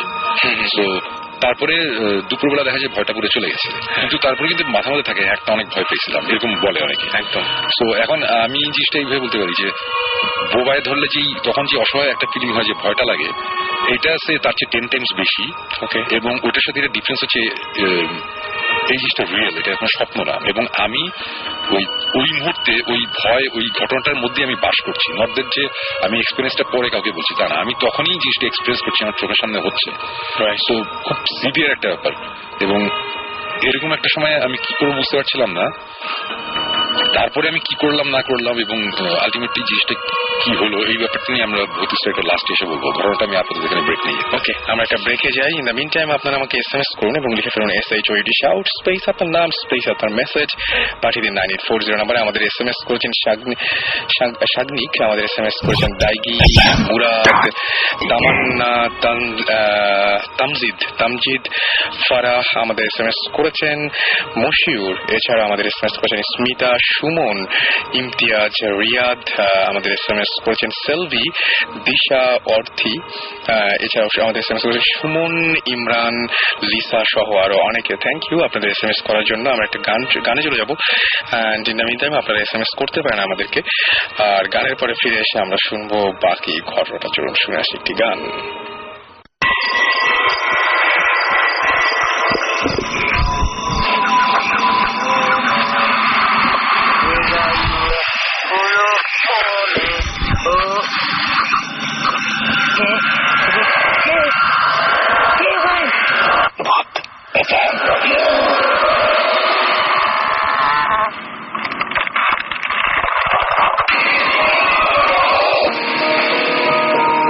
শুনছেন সবসময় রেডিও ফুর্তি, আর চলছে ভূত FM, সাথে আছে রাসেল এবং আমাদের সাথে রয়েছেন সুমন ভাই এবং জীবন ভাই। আর সেই সাথে আমি কিছু SMS পড়ে ফেলি। আমাদেরকে SMS করেছেন রুহান, বলছেন ভাইয়া আমার কোনো একটা ড্রিম দেখলে তার কিছুদিন পরেই সেটা সত্যি হয়ে যায় আমার, এবং এরকম আমার লাইফে অনেক হয়েছে। ওকে, খুবই অদ্ভুত একটা ঘটনা। অথর আমাদের লিখেছেন ময়মনসিংহ থেকে, ময়মনসিংহ মেডিকেল কলেজ থেকে, যে তিনি বলেছেন যে তাদের ভেতরে, তাদের এই ক্যাম্পাসের ভেতরে একটা পুকুর আছে, যে পুকুরে প্রতি বছরই 2-3 জন মারা যায়, এবং তার কারণটা তিনি মনে করছে যে কোনো একটা প্যারানর্মাল ব্যাপার স্যাপার সেখানে আছে আর কি। ওকে, আদিব লিখেছেন ভাইয়া exorcist exorcist tradition of Islam বইটা অনেক খুঁজলাম বাট পেলাম না কোথাও, বড় বড় লাইব্রেরিতেও না। এটা সুমন ভাইয়ের কাছে কোশ্চেন করেছে এবং একসাথে নির্ঝর লিখেছে, ভাই এক্সোরসিস্ট ট্র্যাডিশন ইন ইসলাম বইটা কোথায় পাওয়া যাবে? এটা সুমন ভাই ভালো বলতে পারবেন আমার চাইতে মনে হয়। ওয়েল অ্যাকচুয়ালি বইটা আমি কিনেছিলাম স্টেজ থেকে, amazon.com থেকে কেনা। সো বাংলাদেশে বইটা নাও না থাকতেই পারে, ইন্টারনেটের মাধ্যমে আপনি ইচ্ছা করে ট্রাই করে দেখতে পারেন এবং অনেক সময় ইন্টারনেট থেকেও কেনা যায়। আমি ইন্টারনেট থেকে কিনেছিলাম, অ্যামাজন থেকে কিনেছিলাম। এই তো সেটাই। সুতরাং আমার যেটা মনে হয় যে আপনি এখানে বসে সেই কাজটা করে ফেলতে পারেন। আচ্ছা, আমাদের সঙ্গে আরেকজন আছেন, তিনি হচ্ছেন আমাদের সাথে আজকে জয়েন করেছেন। এটা নতুন না, তিনি এর আগেও আমার সাথে জয়েন করেছেন, রাইট? আপনার নামটা তারপর আরেকবার বলুন। আমি ইমরান। এবং ইমরান গতদিন একটা বেশ কিছু ঘটনা বলেছিল এবং আমরা সবাই সেটা শুনেছিলাম। সেই সাথে ইমরান সেই জায়গার কিছু ঘটনা বলবে আবারও। তারাস উপজেলা, তাই না? তারাস উপজেলার কিছু ঘটনা বলেছিলেন আপনি এবং সেখানে খুব অদ্ভুত টাইপের ঘটনা ঘটে এবং আমরা জেনেছিলাম যে ওইখানকার যে ঘটনাটা, মানে বাংলাদেশে প্যারানর্মাল কোনো কিছু দিয়ে সার্চ দিলে ওই জায়গাগুলো আসে, ওই বিল টিল ওই সমস্ত জায়গাগুলো আসে। তো এইখানে ইমরান একজনের নাম বলেছে পুরনো জমিদার বাড়ি এবং সেখানে যে পুকুরের পাড়ে রাজহাঁস এবং সেই রাজহাঁস কেটে খাওয়ার ফলে তাদের যে সমস্ত সমস্যাগুলো হয় এবং সেই পুরনো জমিদার বাড়ির সেই বংশের একজন, তার নাম হচ্ছে পিতল চৌধুরী। সেই পিতল চৌধুরীর কিছু মানে সাথে কথা বলে আমাদেরকে ইমরান আজকে আর নতুন কিছু তথ্য দিবে এবং কেন ওইখানে ভ্যানওয়ালা বা কেউ যেতে রাজি হয় না সেই ব্যাপারে একটু বলুন। গ্রামের ওই স্পেসিফিক ওই জায়গাটায় কেন কেউ যেতে রাজি হয় না, এটা আপনি জানতে পেরেছেন? হ্যাঁ, আচ্ছা, কেন যেতে রাজি হয় না? আচ্ছা, এটার কারণ হচ্ছে যে ভ্যান যে চলতো আগে, ওখানে রাতের বেলা ওই এলাকাটা তো বিচ্ছিন্ন একটা গ্রাম, তো গ্রামের লোকেরাই যা করছিল যে কতগুলো লোক নিয়ে রাতে পাহারা দেওয়ার জন্য কিছু লোক নিয়োগ দিয়েছিল যে ওরা রাতে পাহারা দিবে। তো কোনো একটা কারণে বা একজন লোককে মেরে ফেলা হয় ঘটনা এবং লোকটার লাশটাকেও খুঁজে পাওয়া যায় না, মানে লোকটা সম্পূর্ণ নিখোঁজ হয়ে যায় এলাকা থেকে। আচ্ছা, কিভাবে নিখোঁজ হয়েছে কেউ জানে না। ধীরে ধীরে ঘটনাটা ভুলে যায় অনেকেই। এর অনেকদিন পরে ঘটনাটা হচ্ছে যে আমরা যখন যাই এর 1 বছর আগে এটা যে ভ্যান চালক যিনি ছিলেন উনি কিন্তু বেঁচে আছেন এখনো। আচ্ছা, তো মানে কে বেঁচে আছেন? যে ভ্যান চালকটা আক্রান্ত হয়েছিল, মানে এই যেখান থেকে শুরু ঘটনাটার, ওই যে রাস্তায় যাওয়া আসা করতে যে এখন যে ভ্যান চালক কে মারা গেল তাহলে? মারা গেল হচ্ছে যিনি ছিলেন রাতের নৈশ প্রহরী, মারা গেছেন। আচ্ছা, আর এইটা প্রথম দেখেছেন ভ্যান চালক। আচ্ছা, বলুন, তাহলে শুনি আমরা। তো এক ভ্যান চালক ওই রাস্তায় ওইটুকু রাস্তায় তারাস থেকে বারোহাঁস থেকে তারাস শুধু ওইটুকুতেই ভ্যান চালান। আচ্ছা, তো উনার মুখে ঘটনাটা শোনা যে উনি প্রথম যখন ওই এলাকায় রাতের ফিরছিলেন বাড়িতে, তখন জায়গাটা স্পেসিফিক যদি বলতে হয় তাহলে বলতে হবে যে যদি আমি বারোহাঁস থেকে তারাসের দিকে আসি তাহলে 3টা ব্রিজ পড়বে, এটা 3 নম্বর ব্রিজ। আর যদি তারাস থেকে বারোহাঁসের দিকে যাই তাহলে এটা প্রথম ব্রিজ। ওকে, এটা সবচেয়ে বড় ব্রিজ 3টা ব্রিজের মধ্যে। উনি যখন ব্রিজটা ক্রস করছিলেন ঠিক তখন দেখতে পেলেন যে ব্রিজের নিচ থেকে লুঙ্গি পরা ছিল, যখন নিখোঁজ হয়েছিলেন যে লোকটা লুঙ্গি পরা ছিল, তো ওই লোকটাই ঠিক উঠে আসতে চাচ্ছেন, মাটি হেঁচড়ে উপরের দিকে উঠে আসতে চাচ্ছেন। ওর নিচে কি পানি বা এরকম কিছু আছে? তখন শুকনা ছিল, শুকনা ছিল, উঠে আসতে যাচ্ছে। আচ্ছা, তো উনি সবকিছু ঠিক ছিল, যে যিনি মানে যেটা দেখে উনি ভয় পাইছেন সেটা হচ্ছে যে চোখ দুটো উপড়ানো ছিল এবং গলার মধ্যে একটা ফাঁস পড়ানো ছিল। আচ্ছা, এবং উনি যেটা রক্ত পড়তেছিল, চোখ দিয়ে রক্ত পড়তেছিল, এরকম দেখেছেন? উনি ওটা দেখে ভয়ে চলে আসছে। এটা হচ্ছে প্রথম দিনের ঘটনা। মানে ওই ভ্যান চালক প্রথম এটা দেখলো যে লোকটা নিখোঁজ। উনি এটা দেখে এসে গ্রামে বললেন ওনার এখানে, কিন্তু বিশ্বাস করলো না কেউ। এটা স্বাভাবিক বিশ্বাস করবে না যে একজন লোক নিখোঁজ হয়ে গেছে এতদিন পরে। এই ঘটনাটা উনি তারপর বেশ কয়েকদিন দেখলেন। ওই ভ্যান চালক একজনের ওনার কাছে ওই যে লোকটা নিখোঁজ হয়েছিল উনি মানে উঠে এসে কিছু একটা বলতে যাচ্ছে, উনি এখানে দাঁড়ানি হয়ে চলে গেছেন। এই ঘটনার পরে উনি ভ্যান চালানোটা ছেড়ে দেন এই কারণে যে প্রথমে উনি ভ্যান চালানো ছাড়তে চাননি, কারণ এটা ওনার পেশা ছিল। শুধু ভয় পেয়ে তো ওনার পেশা ছাড়তে পারেন, কিন্তু উনি এটা স্বপ্ন দেখতে শুরু করলেন। রাতে ভ্যান চালানো ছাড়লেন, দিনের বেলা ভ্যান চালাতেন, কিন্তু এই জিনিসটা উনি স্বপ্নে দেখতেন। আচ্ছা, আচ্ছা, এই ঘটনাটা অ্যাভয়েড করার জন্য তিনি দিনের বেলা চালাতেন, রাতে চালাতেন এবং দিনের বেলা ফিরে যেতেন সন্ধ্যার আগে। কিন্তু তিনি এটা স্বপ্নে দেখা শুরু করলেন এবং যখন স্বপ্নে দেখা শুরু করলেন তখন তিনি ভ্যান চালানো ছেড়ে দিলেন এবং এখন পর্যন্ত উনি বেঁচে আছেন। ভ্যান চালানো ওখানে দোকানে একটা আছে, মানে এত জীর্ণশীর্ণ অবস্থা লোকটা, মানে একদম শুকিয়ে একদম কাঠ হয়ে গেছে। আপনি কি তার সাথে কথা বলেছিলেন? না, আমি তো তখন জানতাম না এটা। আমি পরে যখন ফোন করেছি যে পিতাল চৌধুরীর সাথে যোগাযোগ করার জন্য, তখন ওনার মুখে শোনা ওকে, এই ঘটনাটা। ওকে, তাহলে আর কেউ কি দেখেছে এই ঘটনাটা? হ্যাঁ, ওনার পরে উনি যখন ভ্যান চালানোরা ছেড়ে দেন এবং উনি যখন অসুস্থ হয়ে পড়েন, তখন এরপরে পরপর বেশ কয়েকজন ভ্যান চালক এটা দেখেছেন। আচ্ছা, তো এখন এই যে আমরা যে যখন গিয়েছিলাম যে ভ্যান চালকগুলো যেতে রাজি হয়নি, এর কারণটা ছিল ওইটাই।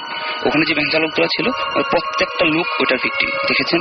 সুতরাং ওই রাস্তা দিয়ে রাতের বেলায় কেউ যাবে না। নতুন ভ্যান চালক যদি কেউ আসে তাহলে হয়তো যেতে পারে সন্ধ্যার পরে, বাট পুরাতন যে ভ্যান চালক, যে তারাশের মানে 12 হাসের যে ভ্যান চালকগুলো, ওনারা কেউ যাবেন না ওই রাস্তাটার মধ্যে। এবং আমার যেটা মানে যে জন্য ভয়টা লেগেছিল, যে আমি যখন পিতাল চৌধুরীর সাথে বলেছি, তো আমি জিজ্ঞেস করেছিলাম যে আঙ্কেল উনি যে মানে রাতের বেলা স্বপ্ন দেখতেন, কি স্বপ্ন দেখতেন? উনি সেম জিনিসটা বলেছিলেন যে উনার মাথার কাছে বসে কেউ উনাকে মানে যখন ঘুমাতেন কেউ একজন জাগানোর চেষ্টা করতেছে, ওকে কালো একজন কেউ বসে ওনাকে জাগানোর চেষ্টা করতেছে এবং কিছু একটা বলতে চাচ্ছে। তো আমি অনেকটা মিলিয়ে দেখলাম যে আমি এখানে আসার পর, ঢাকায় আসার পর, গত এপিসোডে যেটা বলেছিলাম সেম সেই কালো একটা জিনিস গলা পিছিয়ে ধরতো। আমি মানে হ্যাঁ, আপনি গতদিনটা বলে গেছেন এবং পিতল চৌধুরীর সাথে যখন কথা বললেন তখন দেখলেন যে ওই ভ্যানের ক্ষেত্রেও ঠিক একই ব্যাপার ঘটতো এবং রাতের বেলায় ঠিক কেউ একজন আমার যেটা মনে হচ্ছে যে এটা ইন্টাররিলেটেড। আপনার যে সমস্যা হয় ওই ভ্যানেরও সেই সমস্যা হয় এবং আপনার সঙ্গে একজন যে এসেছিলেন তারও এই টাইপের সমস্যা হয়েছিল। হ্যাঁ, এটা হচ্ছে একটা ঘটনা। আচ্ছা, তারপরে 2 নম্বর যে ঘটনাটা আমি জিজ্ঞেস করেছিলাম যে ওই বেহুলা লক্ষিন্দরের একটা নৌকার কথা আপনাদের বলেছিলাম কত এপিসোডে, যে ওখানে নৌকার করা আছে, দাগটা করা আছে, নৌকার নকশা করা আছে এবং ওই নকশাটা মুছে না। তো উনি যেটা বললেন যে গত বন্যার আগেও এটা কোথায় করা আছে একটু বলেন, অনেকে হয়তো আজকেই জয়েন করেছেন। মানে এটার নির্দিষ্ট ঠিকানাটা হচ্ছে যে 12 হাস না, মানে ওইখানে তো বুঝলাম যে তারাশের মানে কেন ওই নকশাটা করেছিল কেন? আচ্ছা, নকশাটা করেছিল যে এটা জমিদারের ওয়াইফ ছিলেন, বেহুলা, উনি জমিদারের ওয়াইফ ছিলেন, ওনার একটা নৌকা ছিল। সেই নৌকাটা এখনো মানুষের ধারণা যে ওই নৌকাটা মাটির নিচে আছে। এবং ওইটার নকশাটা উপরে আঁকা আছে। ওকে, এবং আশ্চর্যজনক ঘটনা এটা যে ওইটার সাথে ওই নোঙরের যে শিকলটা বেরিয়ে আছে মাটির উপরে। আচ্ছা, অনেকে সেটা খুঁড়তে চাইছে, বাট ওটা নিচ পর্যন্ত, অনেক দূর পর্যন্ত খোঁড়া হয়েছে, বাট ওটা মানে নিচ পর্যন্ত যেতে পারেনি। আচ্ছা, ওটা তারপর আবার ভরাট করে দেওয়া হয়েছে। আর গত বন্যার আগে উনি বললেন যে গত বন্যার আগে অনেক লোক আসছিল ওটা দেখার জন্য, অনেকে আবার ওই নৌকার মতো করে অনেকগুলা নকশা করে গেছেন ওটার পাশে। তারপর যখন পানি উঠলো, পানি নেমে গেল, চলন বিলের নেমে গেল, তখন দেখা গেল যে বাকি যেগুলা করা হয়েছিল সবগুলা মুছে গেছে, বাট ওই ফাটলটা, নৌকার যে ফাটলটা ওটা আছে। একটা নৌকার আদলটা ওখানের মধ্যে আছে। মানে পানি উঠুক যাই উঠুক ওই ছাপটা মাটিতে থেকে, হ্যাঁ, ওই ছাপটা মাটিতে থেকে যায়। আর ওটার পাশে যে শিকলটা আছে, শিকলটা এখন মাটি থেকে। আপনি দেখেছেন? না, আমি তো ওই পর্যন্ত যেতে পারিনি। আপনি ওই পর্যন্ত যেতে পারেনি, কিন্তু কেউ যদি যেতে চায় তাহলে সে কোন সময় যাবে, কিভাবে যাবে, কেমন করে যাবে? কেউ যদি যেতে চায় এবং কেউ যদি অ্যাকচুয়ালি কিছু একটা দেখতে চায় বা কিছু একটা মুখোমুখি হতে চায়, তাহলে উনি যেটা বলছেন যে যেতে হবে 12 হাসে প্রতি বছর একটা মেলা হয়, সেটা হচ্ছে চৈত্র মাসের প্রথম পূর্ণিমা রাতে। 12 হাস, তারাস এবং এর পাশে আছেন হচ্ছে পাশে আরেকটা গ্রাম, বেশ কয়েকটা গ্রাম মিলে একটা মেলা হয়। আচ্ছা, ওটা হচ্ছে চৈত্র মাসের প্রথম পূর্ণিমা রাতে। ওই রাতে কেউ যদি কিছু একটা বলতে হয় যে যারা বিলিভ করেন না ওনাদের জন্যই বলাটা আসলে, যে প্রথম ব্রিজটা বলে না 3 নম্বর যে প্রথম ব্রিজটা পড়ে তারাস থেকে 12 হাসের দিকে যাওয়ার জন্য, ওটার নিচে যদি কেউ যান তাহলে অন্তত মানে কিছু না দেখে ফিরে আসবেন না, এই কথাটা বলতে পারি আর কি। অলরাইট, তার মানে এটা তো আপনি এই ব্যাপারটা আপনি নিশ্চিত? হ্যাঁ, এই ব্যাপারটা আপনি নিশ্চিত করছেন যদি এরকম কেউ চায় তাহলে সে কি? এটা শুধু যে পিতাল চৌধুরীর মুখে শুনেছি সেটা না, এই যে এই ঘটনাটা, এটা ওই গ্রামের অনেকগুলো লোকের সাথে কথা বলেছি আমি, এবং ওনারা সেম ঘটনায় বলেছেন যে ওই ওই ওই ওই নির্দিষ্ট জায়গাটা, ব্রিজের নিচের ওই জায়গাটা অনেক অনেক ভয়ঙ্কর একটা ঘটনা। আমার কাছে যেটা মনে হয় যে অনেক ভয়ঙ্কর একটা ঘটনা। ওকে, সো আমার যেটা মনে হয় যে আবারও আমরা সুমন ভাইয়ের কাছে ফিরে যাই। আর এর মধ্যে আমাদের সাথে সাকিব ভাই জয়েন করেন। সাকিব, আপনি কি একটা দাওয়াতে ছিলেন শুনলাম? ওকে, যা খেয়েছি সব ভালো হয়েছে। ওকে, তো আমরা ভয়ঙ্কর একটা গল্প মানে ঘটনা শুনেছি সুমন ভাইয়ের কাছে। সুমন ভাইকে আমি একটা কোশ্চেন করতে চাই। সময় এই যে ভয় পাওয়ার যে লক্ষণ বা কয়েকটা কিছু ঘটবে, এই সময়ে কোনো ধরনের কোনো সাইন পাওয়া যায় কিনা বা কোনো পূর্বাভাস বা বুঝতে পারবো কিনা যে এরকম ঘটনা ঘটতে যাচ্ছে বা কিছু একটা এরকম কিছু হয় কিনা? ওয়েল, অ্যাকচুয়ালি আমরা এখন পর্যন্ত যতগুলো জায়গায় গেছি, বলছিলাম এর আগে যে আমরা লাস্ট 1.5 বছর আমাদের 42টা লোকেশনে আমরা ভিজিট করেছি। তো most of the places actually কিছু নাই, মোস্ট প্রবাবলি, বিকজ আমরা গিয়ে সারা রাত মশার কামড়ে খেয়েছি। ভয় তো মাঝে মধ্যে লাগেই, বাট মাঝে মধ্যে এই ধরনের কিছু এক্সপিরিয়েন্স হয়েছে বা হয়, কেউ বলবে কোইন্সিডেন্স বা কেউ যেটাই বলুক, একটা জিনিস মাঝে মধ্যে আমরা এক্সপিরিয়েন্স করেছি, সেটা হচ্ছে যে কোথাও যদি ইলেকট্রিসিটি থাকে, খুব মানে ইলেকট্রিসিটি ফ্ল্যাকচুয়েট করে, অথবা মানে ইলেকট্রিসিটি আসা যায় 1 সেকেন্ডের মধ্যে খুব ফাস্ট, একটা পাওয়ার ফিল টাইপের একটা ব্যাপার হয়। ভোল্টেজ কি আপ ডাউন? ভোল্টেজ আপ ডাউনের চেয়ে বলবো যে অনেকটা বলা যায় যে 1 সেকেন্ডের জন্য ইলেকট্রিসিটি পুরোপুরি নাই, মানে একেবারে মানে লাইট সব বন্ধ হয়ে আবার অন হয়ে যায়, এই টাইপের একটা জিনিস। এই জিনিসটা আমরা এর আগে কয়েকবার দেখেছি। আর আরেকটা খুব ইন্টারেস্টিং ব্যাপার হয়েছে, এটা 2-3 বার হয়েছে, সেটা হচ্ছে যে সিগারেট নিভে যায়, মানে সিগারেট নেওয়া খুব টাফ।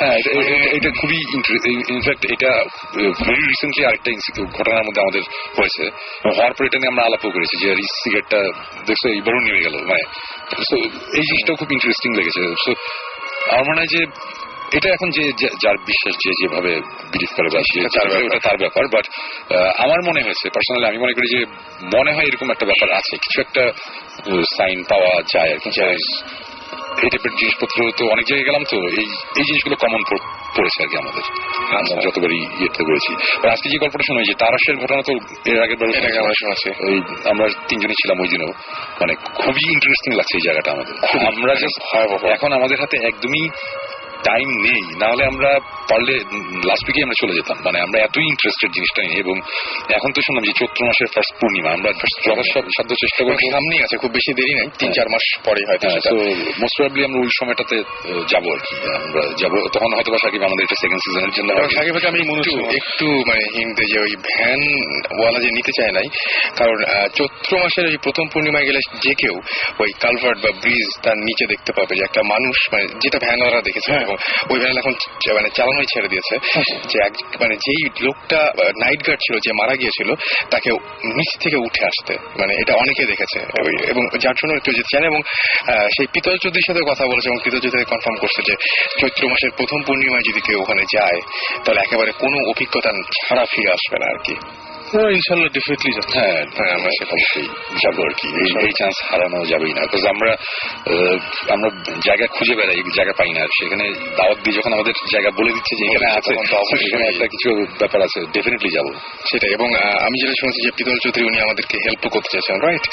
আচ্ছা, আমাদেরকে SMS করেছেন, এছাড়াও দেখতে পাচ্ছি যে নাম ছাড়াই তিনি বলছেন যে তিনি প্রতিদিনই আমাদের সাথে আমাদের প্রোগ্রাম শোনেন, ভালো লাগে, এবং তিনি বলছেন যে আমি কি কোনো গল্প পাঠাতে পারি? ডেফিনেটলি আপনি গল্প পাঠাতে পারেন, আপনি bhutfm@radiofurti.fm এ আপনি গল্প পাঠাতে পারেন, ডেফিনেটলি পারেন। জীবন ভাই সেটা বলবেন, উনি আমাদের রেডিও শো প্রতিদিন শুনে কিভাবে? না মানে রেগুলার শোরে আর কি, এটা মনে হয় বুঝাতে চেয়েছে, রেগুলার শোরে আমাদেরকে তারই SMS করে বলেছেন যে তিনি আসলে এটা আমি মানে এই কথাগুলো আসলে সাকিব ভাই খুব সুন্দর করে বলেন, একটা মানে এই ভূত টুত সমস্ত ব্যাপারে সাইন্টিফিক এক্সপ্লেনেশন চান তিনি। সাইন্টিফিক এক্সপ্রেশন হচ্ছে যে just as if you go back 30 years, তোমাকে কেউ যদি একটা রিমোট কন্ট্রোল দিয়ে টিভি অন হয়ে যাচ্ছে এটা কেউ দেখাতো 40 বছর আগে, তখন ওটা আমাদের কাছে ম্যাজিক মনে হয়, তাই না? একটা কথাই আছে যে গো ফরওয়ার্ড ইনাফ ইয়ার্স অথবা গো ব্যাক ইনাফ ইয়ার্স, তাহলে মডার্ন জিনিসপত্র ওদের কাছে মনে হবে অলৌকিক, একদম, তাই না? সো ভূত জিন যেটা, সেটা হচ্ছে যে এই জিনিসগুলো অনেক আগে থেকে আছে এবং এগুলো আমরা অনেকে এক্সপিরিয়েন্স করছি, ওগুলো এখন আমরা কোনো ব্যাখ্যা সাইন্টিফিক্যালি দিতে পারিনি, মোস্ট প্রবাবলি বিকজ এগুলো পিছনে খুব প্রপার সাইন্টিফিক ইনভেস্টিগেশন হয়ও না, সেটাই হয়। সো এটা I don't know, মানে there's obviously something there, মানে যেমন কোয়ান্টাম মেকানিক্স এসে নিউটনের ফিজিক্স পুরো ধ্বংস করে দিচ্ছে, তারপরে স্পিড অফ লাইট ছিল কনস্ট্যান্ট, ইভেন 2 বছর আগে পর্যন্ত স্পিড অফ লাইট ছিল কনস্ট্যান্ট, কিন্তু নিউ ইয়র্কে না কোথায় জানি ওরা ট্যাকিয়নকে স্পিড অফ লাইট থেকেও স্পিডে এক জায়গায় পাঠাতে পারছে, অ্যাক্সেলারেট করছে, সো ওই কনস্ট্যান্ট আসলে কনস্ট্যান্ট না। এইগুলা চিন্তা করলে ভূত জিন থাকতেই পারে, এবং এগুলো সাইন্টিফিক এক্সপ্লেনেশন হয়তো প্রতি সিজন 12 আমরা ইনশাআল্লাহ আমরা পেয়ে যাব। এছাড়া আমাদেরকে SMS করেছেন সানি, সুস্মিতা, অপু, রিজভি সহ আরো অনেকে, এবং আমাদেরকে ইমেলও করছেন অনেকে, এবং আমাদের একটা গ্রুপ আছে কিন্তু, সেটা হচ্ছে যে ফেসবুকে ভূত FM অফিসিয়াল গ্রুপ অফ ভূত FM, এখানে আপনার ইচ্ছা করলে জয়েন করতে পারেন, এবং আপনাদের ইনফরমেশন গুলো আপনারা SMS বা আপনারা ইচ্ছা করলে আপনারা মেইল করতে পারেন আমাদেরকে। যাই হোক, আমরা কি ব্রেকে যাবো সুমন ভাই? প্লিজ আমার আচ্ছা ওকে ওকে খেয়ে এসছেন কিন্তু একটু আগে। যাই হোক, পানি। ওকে, পানি।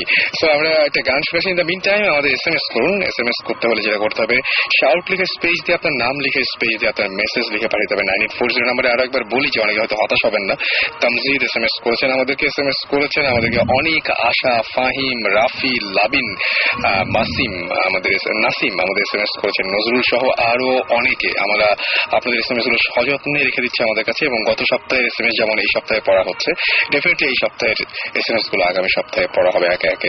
So stay tune two radio ফুর্তি। চলুন শুনে আসি একটি গান।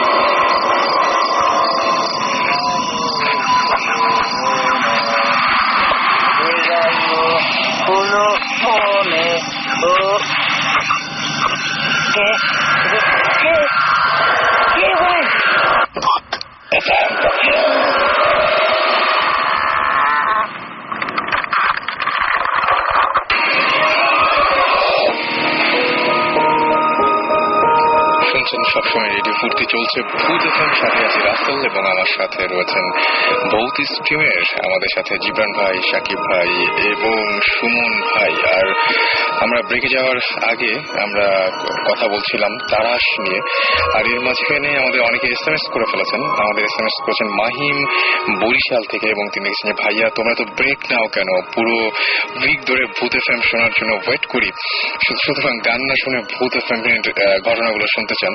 সো যদি ব্রেক না নেওয়া হয় তাহলে আমাদের বানিয়ে বানিয়ে অনেক গল্প বলতে হবে। হ্যাঁ সেটাই, মানে এবং এটা হচ্ছে মানে অদ্ভুত এফএম হয়ে যাবে তখন। সো সেটা আমরা চাই না। সজীব আমাদের লিখেছেন যে ভূত এফএম কি কেবারে হয় সেটা জানতে চাইছেন। সজীব, ভূত এফএম প্রতি শুক্রবার 11:59 হয়। অলরাইট। আর আমাদের এখন আবার যেটা চাইবো যে আজকে কি কোনো ধরনের কোনো সাকিব ভাইয়ের কোনো গল্প আছে কিনা বা ঘটনা আছে কিনা, কারণ সুমন ভাই একটা মানে জিনিস রেখে দিয়েছি লাস্টে, একদম সুমন ভাই এটা লাস্টে বলবেন আর কি। ঘটনাটা আছে ডিটেলস এখনো যাই না, বাট বলতেই পারি। আচ্ছা, আধা খাঁচা কিছু ডিটেলস পেয়েছি আমরা, তো ওটা এখন আমরা ইনভেস্টিগেট করি নাই। বেসিক্যালি এটা অনেক আগের ঘটনা। যখন যে মুড়ির টিন বাসগুলো আছে না, এখন তো টাউনটা ইউজ হয় না, মুড়ির টিন বাসগুলো আগে ইন্টার ডিস্ট্রিক্ট চলতো। তো তখন ওই ঢাকা বা ফরিদপুর টাইপের এলাকা বা পিরোজপুর ওই টাইপের একটা এলাকায় একটা লোক, সে নতুন লাইসেন্স পাইছে, সে ড্রাইভার হবে। ওকে, ড্রাইভার হবে। তো ওখানে যা লোকাল বাস ডিপো ওখানে গেছে, গিয়ে খুব ভাই আমার চাকরি দেন এসে তো তখন ওই ঘুরাচ্ছে আর কি, মানে নতুন পোলা আসছে, কারো চিনে নাই, ঘুরাচ্ছে, আছে দেখবো না এই না হ্যান তেন। তো ওখানে সে বেসিক্যালি ছোটখাটো কাজ করে, মানে অফিস বয় হিসেবে আর কি, মানে আছে আর কি, টাকা পয়সা পায় না, মানুষ একটু খাওয়া টাইপে এইভাবে চলতেছে। তো অনেকদিন চলার পর তখন সে খেয়াল করছে, ওর খালি বলা হয় যে এখন বাস নাই, আচ্ছা নতুন বাস কিনবো তখন তোমার দেখবো না। তো সে খেয়াল করছে যে একটা বাস গ্যারেজে অলস পড়ে থাকে আর কি, অলস পড়ে থাকে। তো এরকম 2-3 মাস গেছে, সে দেখছে ওই বাসটা ওখান থেকে বের হয়। আচ্ছা, তখন সে জিজ্ঞেস করছে কি বাসের প্রবলেম কি, বল না বাসে কোনো প্রবলেম নাই। নষ্ট নাকি, বল না নষ্ট না। তো ওই কি ব্যাপার, বল না এটা ইউজ হয় না। ওই ইউজ হয় না মানে কি, আমি তো বাস চালাতে চাই, আপনারা বলেন বাস নাই, এখানে তো বাস আছে। ওনারা তো অনেক আশপাশ কাটেছে, সেই হ্যান ত্যান অনেক কিছু হয়। তো একদিন ফাইনালি সে মানে ভ্যান করতে করতে ধরো 4-5 মাস ভ্যান করতে আছে। ফাইনালি ওনার অতিষ্ঠ হয়ে ওরা বসতে যে যা চালাতে যা। তো ঠিক আছে, ওকে দেওয়া হলো। তো প্রথম যেহেতু বাস চালাতে দিচ্ছে, তোকে ওয়ার্স্ট টাইমিং এবং ওয়ার্স্ট রুট গুলো দেওয়া হয়েছে, যে রুট অন্য কেউ নিতে চায় না, রাতের বেলা এসব রুট দেওয়া হয়েছে। তোমার সে তো মহা খুশি যে সে ফাইনালি ড্রাইভার হতে পারছে, খুব খুশি সে।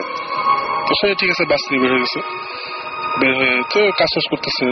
ওর রুটটা হচ্ছে ওই যে মানে রাতের শিফট পাইছে, আমি জানি না এক্সাক্ট, যেটা বললাম যে ডিটেলস এখন অনেক কিছু জানি না, ভাষা জানি। রাতের শিফট পাইছে, ভালো কথা। তো একদিন ওর সাথে যে কন্ডাক্টর আছে, সে ওদিন বের হবে, দেখা যায় ওই কন্ডাক্টর নাই। আচ্ছা, একটা বয়স্ক একটা লোক, ওর থেকে অনেক বয়স্ক বড়, সে আছে। তো ওরা এসে চিনে, তো বলছে হ্যাঁ কি বস আমার ইয়া করি। তো ও বলছে যে নো আজকে আসতে হবে না, আজকে আমি তোমার সাথে যাবো। আচ্ছা ঠিক আছে, ও তো এটা বৃষ্টি এগুলো হয়, মানে শরীর খারাপ হয়েছে ওঠার। তো বেরোচ্ছে, তো ওর রুট শেষ হইতে হইতে মানে ও রাত 2-3 পর্যন্ত কাজ করতে আর কি।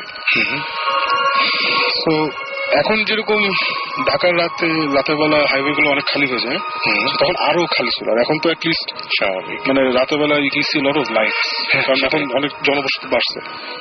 তো আমি যখন কথা বলছি এটা ধরো লেট 70s আর্লি 80s, তখন দের ওয়াজ নাথিং আছে না। রাতের বেলা রাস্তাও যাতা আশেপাশে হাইওয়ের চারপাশে কোনো বাড়ি ঘর কিচ্ছু নেই, মানে জাস্ট ওই তুমি একা বাস নিয়ে যেতেছো একদম এই অবস্থা।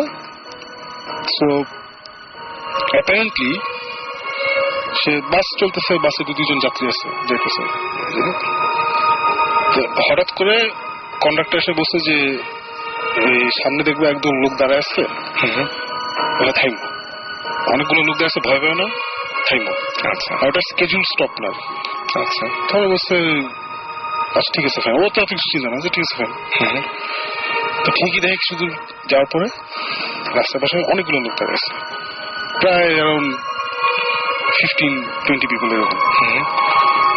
সে তখন থামলো, সবাই উঠলো, উঠার পরে তো যাচ্ছে।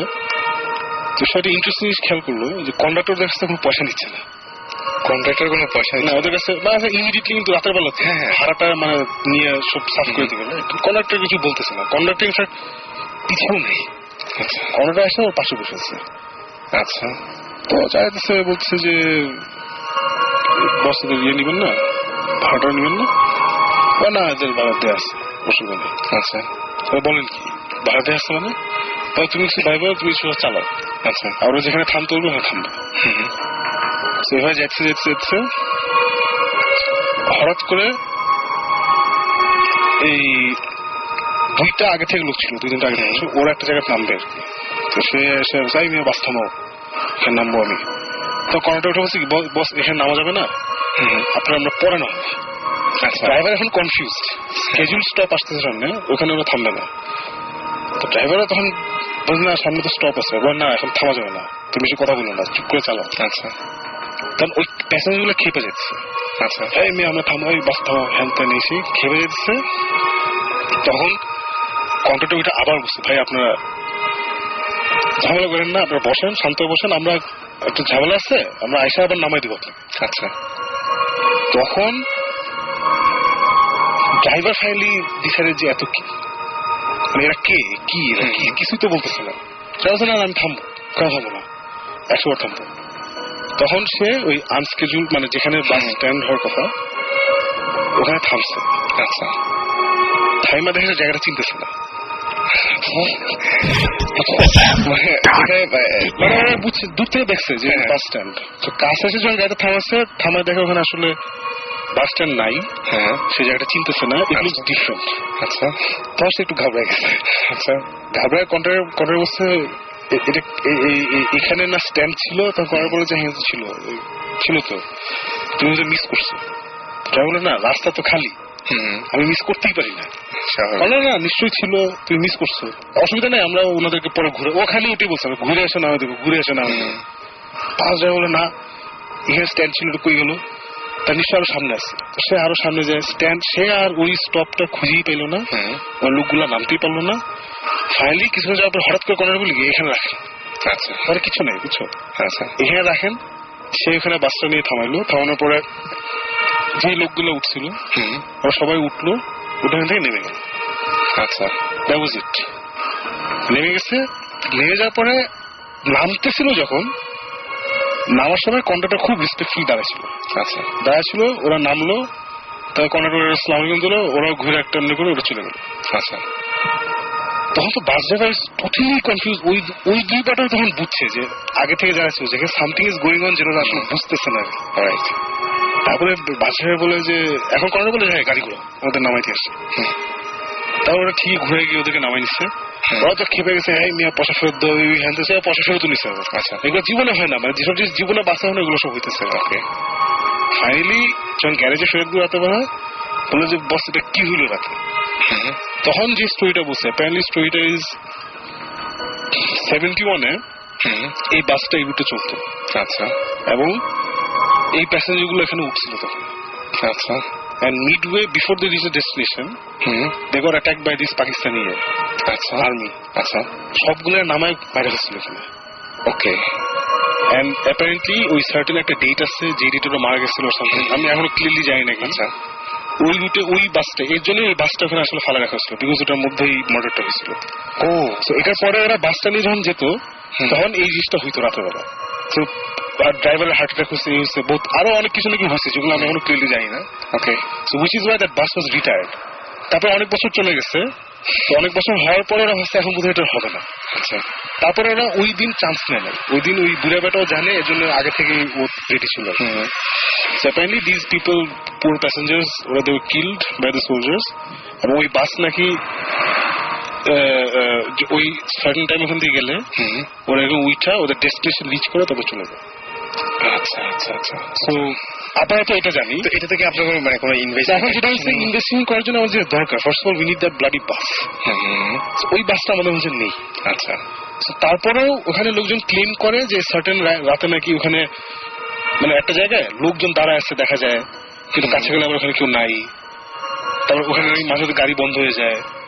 এইরকম একটা জায়গা আছে আর কি। ওই জায়গাটা আমরা আরো কিছু ইনফরমেশন নিয়ে উইল গো আর কি। ওই স্টোরিটা অনেক ইন্টারেস্টিং, অনেক অনেক অনেক। এবং আমরা চাইবো যে বাসের কন্ডাক্টর মানে ওইটা মানে ওই টাইমের কেউ, যেমন বাস ড্রাইভারটা স্টিল অ্যালাইভ। আচ্ছা, বাস ড্রাইভার স্টিল অ্যালাইভ, তাহলে তো কন্ডাক্টর বেচারা is not alive. But bus driver মানে যে কোনো একজন, বাসের যে কোনো একজনকে পেলেও তো অনেক বড়। তো এখন আমরা ওর সাথে যোগাযোগ করার চেষ্টা করতেছি, we trying to get some more information, দেখি কি হয়। তো আমরা অনেক বেশি, আমার কাছে ভয়ঙ্কর লেগেছে। আমি কয়েকদিন লাগছিল যে রাতের বেলা লেট নাইটে বাসে উঠলে বি ভেরি শিওর বাসের কে আছে। এবং ওই সময় না বাসের লোকজনকে খুব অদ্ভুত লাগার কথা আমার মনে হয়, কারণ আমি দেখেছি অনেক সময় পাস করার সময় দেখেছি বাসের কোনো একটা জ্যাম বা কোনো একটা কিছু হয়েছে, মানে ম্যাক্সিমাম ক্ষেত্রে যেটা হয় উত্তরা থেকে বনানী বা গুলশানে আসছি, ঠিক ওই উত্তর এয়ারপোর্টে যে স্টেশনটা আছে ওই স্টেশনে বেশ কিছু বাস দাঁড়িয়ে থাকে, বা সামনে একটু ওই জ্যাম হয়, ওই বিশ্ব রোডের ওখানে জ্যাম হয় একটা। ওই জ্যামের মধ্যে যখন দেখি যে পাশে বাসের মধ্যে লোকগুলো কেমন ভাবে যেন তারা তাকিয়ে থাকে, কেমন অদ্ভুত টাইপের লাগে। সো যারা আজকে জার্নি করছেন তারা একটু সাবধানে থাকবেন। আমি তো স্টুডেন্ট লাইফে প্রচুর উত্তরে বাসে করে গেছি রাত 2-3টার সময়, and it was never a not scary experience. কারণ রাতের বেলা না আমার কেমনই লাগে, বাসে কম লোক থাকে, একদম কেমনই লাগে, কিন্তু কাউকে না বিশ্বাস হয় না, কেমন কাউকে বিশ্বাস হয় না যে কি। এবং ওই উত্তরের রাস্তা নেই যে এর আগে আমরা একটা এপিসোডে আলোচনা করেছিলাম, আমরা আলাপ করেছিলাম যে ওই রাস্তাটা এমন একটু স্কেরি, এবং মানে কোনো ভৌতিক এক্সপিরিয়েন্স না। আমার বেশ আগে একটা ঘটনা ঘটেছিল, সেটা হচ্ছে তখন আমার ফার্স্ট সোলো অ্যালবাম সুমন প্রথম যে অ্যালবামটা ওইটা রেকর্ডিং চলছিল। আচ্ছা, সরি, ওই অ্যালবামটা কিন্তু বের হয়েছিল 98-এ, 97-এর এন্ডে, বাট রেকর্ডিং হয়েছিল 92-তে। আচ্ছা, আমার অ্যালবামটা 5 বছর ফেলে রেখেছিলাম, 5 বছর পর অ্যাকচুয়ালি অ্যালবামটা রিলিজ হয়। ওকে। সো 92-র ঘটনা। আমি তারপরে যে ওয়ারফেজের রাসেল ছিল, এটা বাজাতো সে রাসেল আলী, রাইট, সে পরে বাপ্পি আমাদের এক ফ্রেন্ড। আমরা রাত্রেবেলা গাড়ি নিয়ে বের হয়েছিলাম, আর ছিল আর সঞ্জয় ছিল ভোকাল। হ্যাঁ, আমরা 4 জন সেদিন রেকর্ডিং শেষ করে আমাদের এক ফ্রেন্ডের বাসায় গুলশানে ছিলাম, রাতে আড্ডা দিচ্ছিলাম। তখন বললাম যে চল একটু লং রাইডে বের হই। সো ওই সময় মানে উত্তরা ক্রস করা মানে লং রাইড আর কি, মানে অনেক উত্তরা তো বাসা অবস্থা, রাইট। সো আমরা গাড়ি নিয়ে বের হয়েছিলাম, তখন ওই রাস্তাটার মধ্যে যে রাস্তার অনেক ঘটনা শুনি, তো ওগুলো ক্রস করে আমরা চলে গেছি। হঠাৎ অনেক দূর গিয়ে আমরা আবার গাড়ি ঘুরিয়ে যখন ব্যাক করছি, তখন গাড়ি চালাচ্ছিল হচ্ছে সঞ্জয়, আর সঞ্জয়ের পাশে ছিল বাপ্পি আমার ফ্রেন্ড, আর পিছনে ছিলাম আমি আর রাসেল। হঠাৎ করে বুঝলাম যে গাড়ির স্পিড সঞ্জয় অনেক বাড়িয়ে দিয়েছে, অনেক জোরে গাড়ি চালাচ্ছে, এবং আমরা একটা গল্পের মাঝখানে ছিলাম, খুব জোরে জোরে কথা বলছিল। হঠাৎ করে সবাই চুপ হয়ে গেল সামনে 2 জন, এবং খুব জোরে গাড়িটা টান দিল। কিছুদূর যাওয়ার পরে তারপরে আবার একটু মানে কথা বলা মানে ঘুরে যাস, বলে যে তোরা কি দেখছিস? আমি কি দেখবো? বলো যে রাস্তার পাশে একটা লাশ পড়ে আছে। আমি যে কি বলতেছিস, লাশ পড়ে আছে? বলে যে হ্যাঁ। এবং ততক্ষণে আমরা গাড়ি চালিয়ে ওই যে এখন একটা ওই যে আর্মি স্টেডিয়ামের পাশে একটা কাবাবের দোকান আছে না, ওই যে কাবাব হঠাৎ খোলা থাকে, হ্যাঁ মাঝে মধ্যে দিকে খোলা থাকে, যে আমরা ওখানে চলে গেছি। ওখানে গিয়ে আমরা গাড়িটা থামিয়েছি। সো এটা তো বেশ আগের কথা, তখন এই দোকানটা মোটামুটি বেশ হিট ছিল, মানুষজন তখন রাত্রেবেলা, এবং এটা অনেক রাত ওটা কিন্তু ওই সময় রাতে অনেক রাত পর্যন্ত খোলা থাকতো, এখন মোস্ট থাকে না। সো ওখানে আমরা গাড়িটা থামিয়েছি, এবং তখন দেখলাম যে বাপ্পি যে আমার ফ্রেন্ড গাড়ি থেকে বের হয়ে সে বমি করছে, মানে সে যেই মানে তখন বুঝলাম যে খুব বিভৎস কিছু একটা তারা দেখেছে। তা আমি আর রাসেল তো পিছনে ছিলাম, আমরা দেখি নাই। তখন আমি বললাম যে না এটা আমরা দেখবো, তোরা কি লাশ দেখছিস কি, এটা দেখতেই হবে। তো তখন সাথে সাথে আমরা আবার গাড়িতে উঠে আমরা গাড়ি ঘুরে গেলাম, আমরা দেখতে। আমরা ঘুরে আবার গেলাম, যেতে যেতে দেখলাম যে ততক্ষণে পুলিশের গাড়ি চলে এসেছে, একটা ডেড বডি, এবং আমাদের নিজের চোখের সামনে দেখা যে গলাটা নাই, গলাটা কাটা, এবং বেশ মানে ভি শেপ টাইপের ভাবে কাটা, মানে গলার ওই জায়গাটা, এবং বডিটা ছালা টাইপের একটা কিছু দিয়ে পেঁচানো। এবং তখন ওই পুলিশের গাড়ি চলে এসেছে, পুলিশরা তখন ডেড বডিটা মানে উঠাচ্ছে আর কি ওখান থেকে বড় গাড়িতে। সো অতটুকু দেখে আমরা ঘুরে আবার চলে আসলাম। এবং সো ওই রাস্তাটা অ্যাকচুয়ালি ওই এক সময় তো খুব নির্জন টাইপের ছিল, এবং তখন এই যে এই টাইপের ক্রাইম করে যে ডেড বডিটা ফেলে রেখে এসেছে এই টাইপের, সো এই টাইপের জিনিসপত্র ওইখানে আমরা দেখেছি। এবং তার ফলশ্রুতিতে এখন হয়তো দেখা গেল যে ক্রাইম কমেছে, কিন্তু ওইখানে মানে তাহাদের উপদ্রব বাড়িয়ে গিয়েছে। মানে যেটা ইনফ্যাক্ট এই ঘটনাটা ঘটার পরের দিন পরে 2-3 দিন পরে আমি ওই যে আমার একটা গান ছিল তোমার জন্য, এখানে একটা লাইন ছিল আমার দেখা রাস্তায় পড়ে থাকা লাশ, আমার কিন্তু এই লাইনটা এখান থেকে এসেছে। ওকে, এই ঘটনাটা পরে আর কি। ওই জায়গাটা আসলে আমি মানে রাতেবেলা ঘোরার সময় এখন অনেক মানুষজন থাকে আশেপাশে, লাইট টাইট অনেক কিছু, কিন্তু তারপরে মাঝে মধ্যে কিন্তু আমার কাছে রাস্তাটা সবসময় কেমন যেন লাগে, মানে খুবই অদ্ভুত টাইপের লাগে, এবং মানে লাইটিংটাও কেমন যেন। রাইট। আরেকটা রাস্তা আছে, এটা হচ্ছে, এটা এরকম ঢাকার মধ্যে না, হাইওয়ে না, এটা হচ্ছে ওই ময়মনসিংহের দিকে যেতে গেলে শ্রীপুর যে জায়গা, ওই শ্রীপুরে আমাদের একটা বাংলো বাড়ি আছে, আমাদের এখানে একটা হ্যাচারি, বেশ বড় একটা জায়গা, বাউন্ডারি ওয়াল দেওয়া আমাদের বাংলা, ওখানে আমরা গিয়ে মাঝে মাঝে থাকি। তো ওই বাংলোর আবার কাহিনী আছে, ওই বাংলোটা কি বলবো হন্টের আর কি, আমাদের নিজেদেরই বাংলো, আমরা নিজে থাকি। এবং ওখানে অনেক ধরনের জিনিসপত্র, অনেক ধরনের এক্সপিরিয়েন্স আমাদের হয়েছে, আমরা অনেকবার গিয়েছি। আমরা একটা সময় আমরা প্রায় যেতাম, যখন টাইম পেতাম দেখা যেত যে এভরি মান্থে 2-1 বার যাওয়া হচ্ছে। ওখানে গিয়ে আমরা থাকতাম, ওখানে আমরা যে ইনডোর সুইমিং পুল করা আছে, বারবিকিউ পিট করা, সো আমরা ওখানে যাই, আড্ডা দিই, রাত্রেবেলা থাকি, মজা হয় আর কি, পিকনিক টাইপের। সো ইনফ্যাক্ট মজার ঘটনা হচ্ছে যে আমাদের এই ভৌতিস্ট এই টিভি শোটা করার আমাদের যে ফার্স্ট পাইলট এপিসোড, প্রথম এপিসোডটা যেটা অন এয়ার হবে, ওটা কিন্তু অ্যাকচুয়ালি আমরা ওই ক্যামেরা নিয়ে ডিরেক্টর প্রডিউসার এইভাবে প্ল্যান করে কিন্তু করা না। ওখানে আমরা গিয়েছিলাম একটা মিউজিক ভিডিও শুট করতে। তো মিউজিক ভিডিও শুট করতে যাওয়ার সময় আমরা একটা ফাজলামি করে যে মেকিং অফ ওই মিউজিক ভিডিও বানাবো এরকম একটা জিনিস আমরা একটা হ্যান্ডি ক্যাম দিয়ে এই ঢাকা থেকে যাওয়ার সময় থেকে আমরা ফাজলামি করছিলাম আর ক্যামেরার সামনে মজা করছিলাম যে আমরা পুরো একটা ভিডিও মানে প্যারালালি একটা ভিডিও বানাবো, এটা হচ্ছে making of this music video. তো ওটা করতে গিয়ে তারপরে রাতেবেলা আমার ওই বাসা ছিলাম এবং রাতে কিছু ঘটনা ঘটেছিল, কিছু ইনসিডেন্ট হয়েছিল, এবং লাকিলি ফরচুনেটলি আমাদের কাছে ক্যামেরা ছিল। তো তখন আমরা ক্যামেরাটা অন করি, যেহেতু এই একটা অনুষ্ঠান করবো একটা প্ল্যান ছিল, অন করি, এবং তারপরে আমাদের কিছু ফুটেজ ওই ক্যামেরার মধ্যে থাকে, যেটার থেকে আমরা মানে ওটা দিয়ে ছিল আমাদের ভর্তিটা শুরু হয়, প্রথম শুরু হয় আর কি। সো ওই যেটা বলছিলাম যে ওই বাংলাটা ক্রস করে একটু সামনে সোজা যেতে গেলে কাপাসিয়ার দিকে একটা রাস্তা আছে আর কি, 2 সাইডে জঙ্গল। ওকে, ওই রাস্তাটার মাঝখানে একটা জায়গা আছে, ওই জায়গাটাতে অনেকে বলে যে ওখানে গেলে অনেকে ওই মানে রাস্তাটা হারিয়ে ফেলে আর কি। আচ্ছা, মানে রাতের বেলা যাচ্ছে, যাওয়ার সময় দেখা যায় যে একটা সময় এরকম একটা জায়গায় চলে যায় এবং ওই একটা লুপের মধ্যে পড়ে যায়, নাকি এরকম কথাবার্তা আছে আর কি, যে ওখানে হারায় যায়, বের হতে পারে না, চিনতে পারে না, সকালবেলা দেখা যায় যে আবার বের হতে পারছে, এই টাইপের ঘটনা। ওইখানে আমি এরকম রাস্তা সংক্রান্ত একটা জিনিস দেখেছি। আর আরেকটা জিনিস, এখন যেহেতু শ্রীপুরে একটা কথা আসছে, তখন একটা স্টোরি বলি, এটা এর আগে বলেছিলাম নাকি জানি না। এই শ্রীপুরে যে আমাদের বাংলাতে একবার রাতে আমরা থাকতে গেছিলাম, আমি ছিলাম, সাথে আমার সাথে আরো 7-8 জন ছিল, বেশ অনেকে। আচ্ছা, তো রাতে আমরা বসে এরকম মুভি দেখছি। ওই সময় কোন বিচিটিভির টিএনটি লাইন ছিল না তখন আমাদের ওই সাইডে। তখন আমাদের ওই ওখানে বিশাল বড় এস্টাবলিশমেন্ট, তো মানে একটা বিল্ডিং থেকে আরেকটা বিল্ডিং এ পিএবিএক্স এর লাইন ছিল, জাস্ট মানে কানেক্ট করার জন্য, জাস্ট একজনের সাথে কথা বলার জন্য। সো ওই পিএবিএক্স এর লাইন ছিল, তো রাতে আমরা মুভি টুভি দেখে ওখানে গেলে আমরা হরর মুভি টুভি দেখি, বিকজ বাসাটা একটু অন্যরকম, অনেক ধরনের মানে ফিলটা অনেক ভালো পাওয়া যায়, ফিলের চেয়ে অনেক ধরনের ইনসিডেন্ট হয়। মানে ওইখানে আমাদের মানে এরকম ঘটনা আছে যে গরমকালে আমি আর আমার এক স্কুল ফ্রেন্ড নিপুণ, আমরা 2 জন বসে আড্ডা দিচ্ছি বারান্দার মধ্যে, বেশ গরম, মানে ঘরের মানে আমরা বারান্দায় বসে আড্ডা দিচ্ছি, রাত 2-3টা বাজে, হঠাৎ করে পুরো চারিদিকে কুয়াশা হয়ে গেছিল, মানে ভয়ঙ্কর কুয়াশা। মানে সে আমি আর আমার ফ্রেন্ডের ডিস্টেন্সটা ছিল সে 3 ফিট 4 ফিট, আমরা একজন আরেকজনকে ঠিক মতো স্পষ্ট দেখতে পাচ্ছিলাম না, এই ধরনের কুয়াশা। তারপর সে চেয়ার টেনে সামনে এসে বসছে, বললো যে দোস্ত কি হয়েছে, কুয়াশা কেন? আমি তো বুঝতে পারতেছি না, এবং আমরা কিন্তু গরম ফিল করতেছি গরমকালে, এবং তার ঠিক পাশে ডান দিকে যদি আমরা সোজা তাকালে হচ্ছে সামনে একটা লনের মতন পাশে একটা ওই সুইমিং পুলটা, আর ডান দিকে একটা খোলা জায়গা আছে। খোলা জায়গার মধ্যে আমরা মানে এত কুয়াশা, মানে কিছু দেখা যাচ্ছে না, এবং জাস্ট 5-6 মিনিট পর হঠাৎ করে কুয়াশাটা কমা শুরু করলো।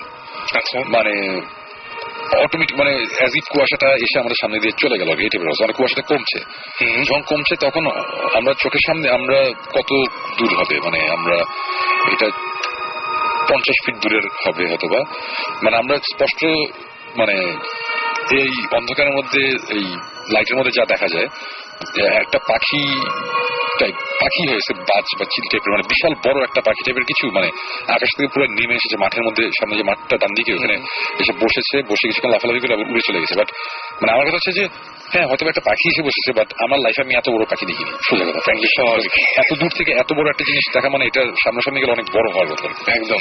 আমরা দুজন পুরো চুপ করে বসে বসে মানে দেখলাম যে কি হলো না হলো, আমরা দেখলাম।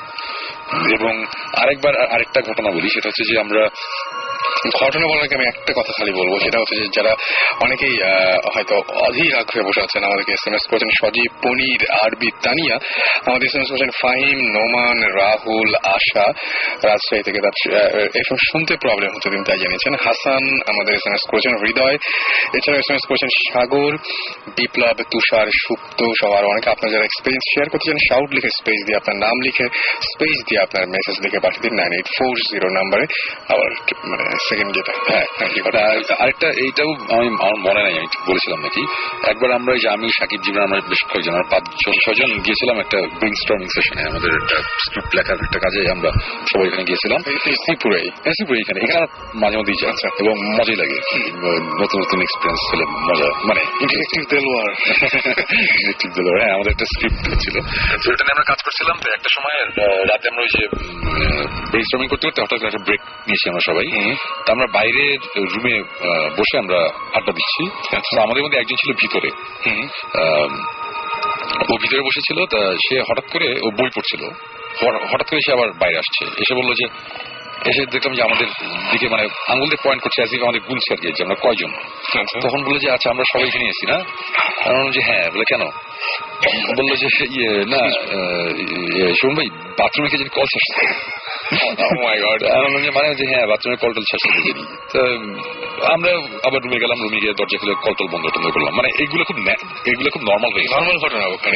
এগুলো যদি নর্মাল হয় তাহলে তো প্যারানর্মাল যেগুলো ছিল তো ভয়ঙ্কর হওয়ার কথা। হ্যাঁ, মানে আমার চাচা চাচি একবার গিয়েছিল ওইখানে, এবং যাওয়ার পরে আমার চাচি উপর থেকে দেখেছিল যে নিচে আমাদের যে কেয়ারটেকার সে বারান্দা মানে লনের ওখানে দাঁড়িয়ে আছে, ওকে ডাক দিল, ও মাথা ঘুরে তাকিয়ে দোতলা তাকিয়ে বারান্দায় তাকিয়ে ঘুরে এবার চলে গেল।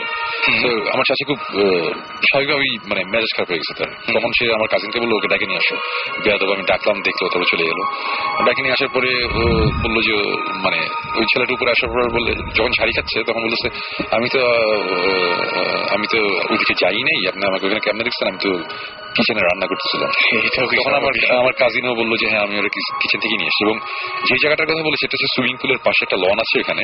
তো লন অ্যাকর্ডিং টু মাই চাচি, মানে লনটা ক্রস করে সে বাম দিকে সুইমিং পুলের পাশ দিয়ে চলে গেছে, ওই সাইড দিয়ে, ওই দিক দিয়ে সে চলে গেছে। বাট ওই দিক দিয়ে হচ্ছে ডেড এন্ড, ওখানে বড় ওয়াল দেয় এবং তার কাটার বেড়া দেয়া। ওই দিক দিয়ে সে ঘুরে আবার ইয়েতে আসতে পারার কথা না, কিচেনের সামনে দিয়ে আসার কথা।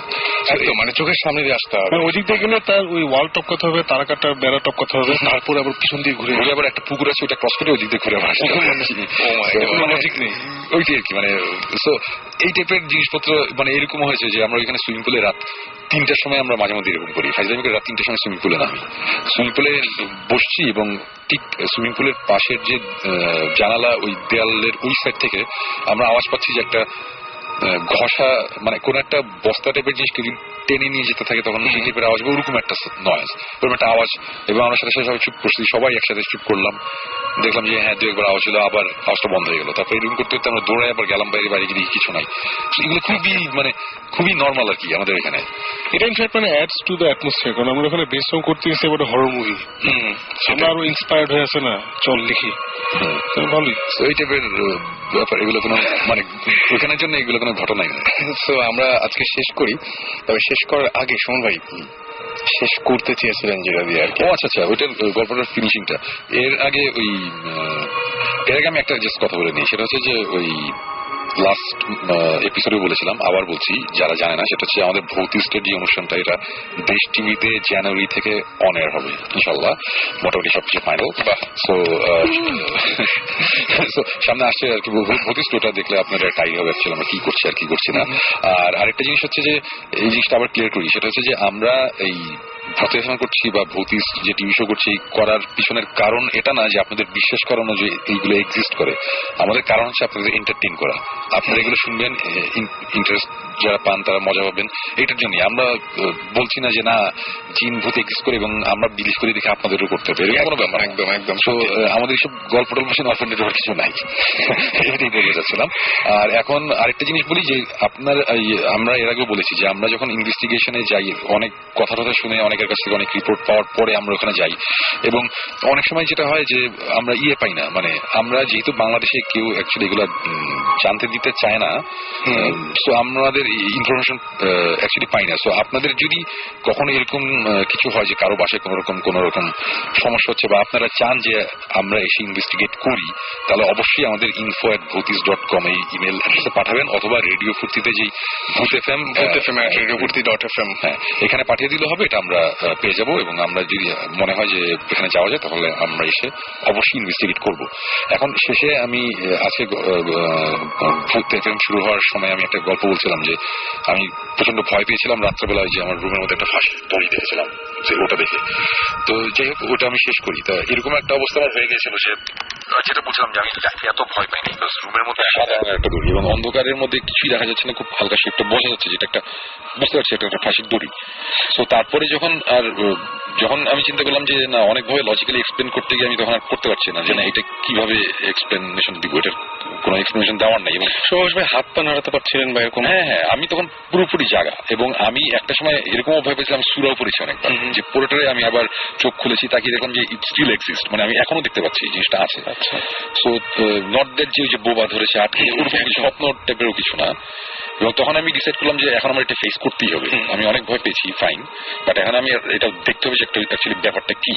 রাইট।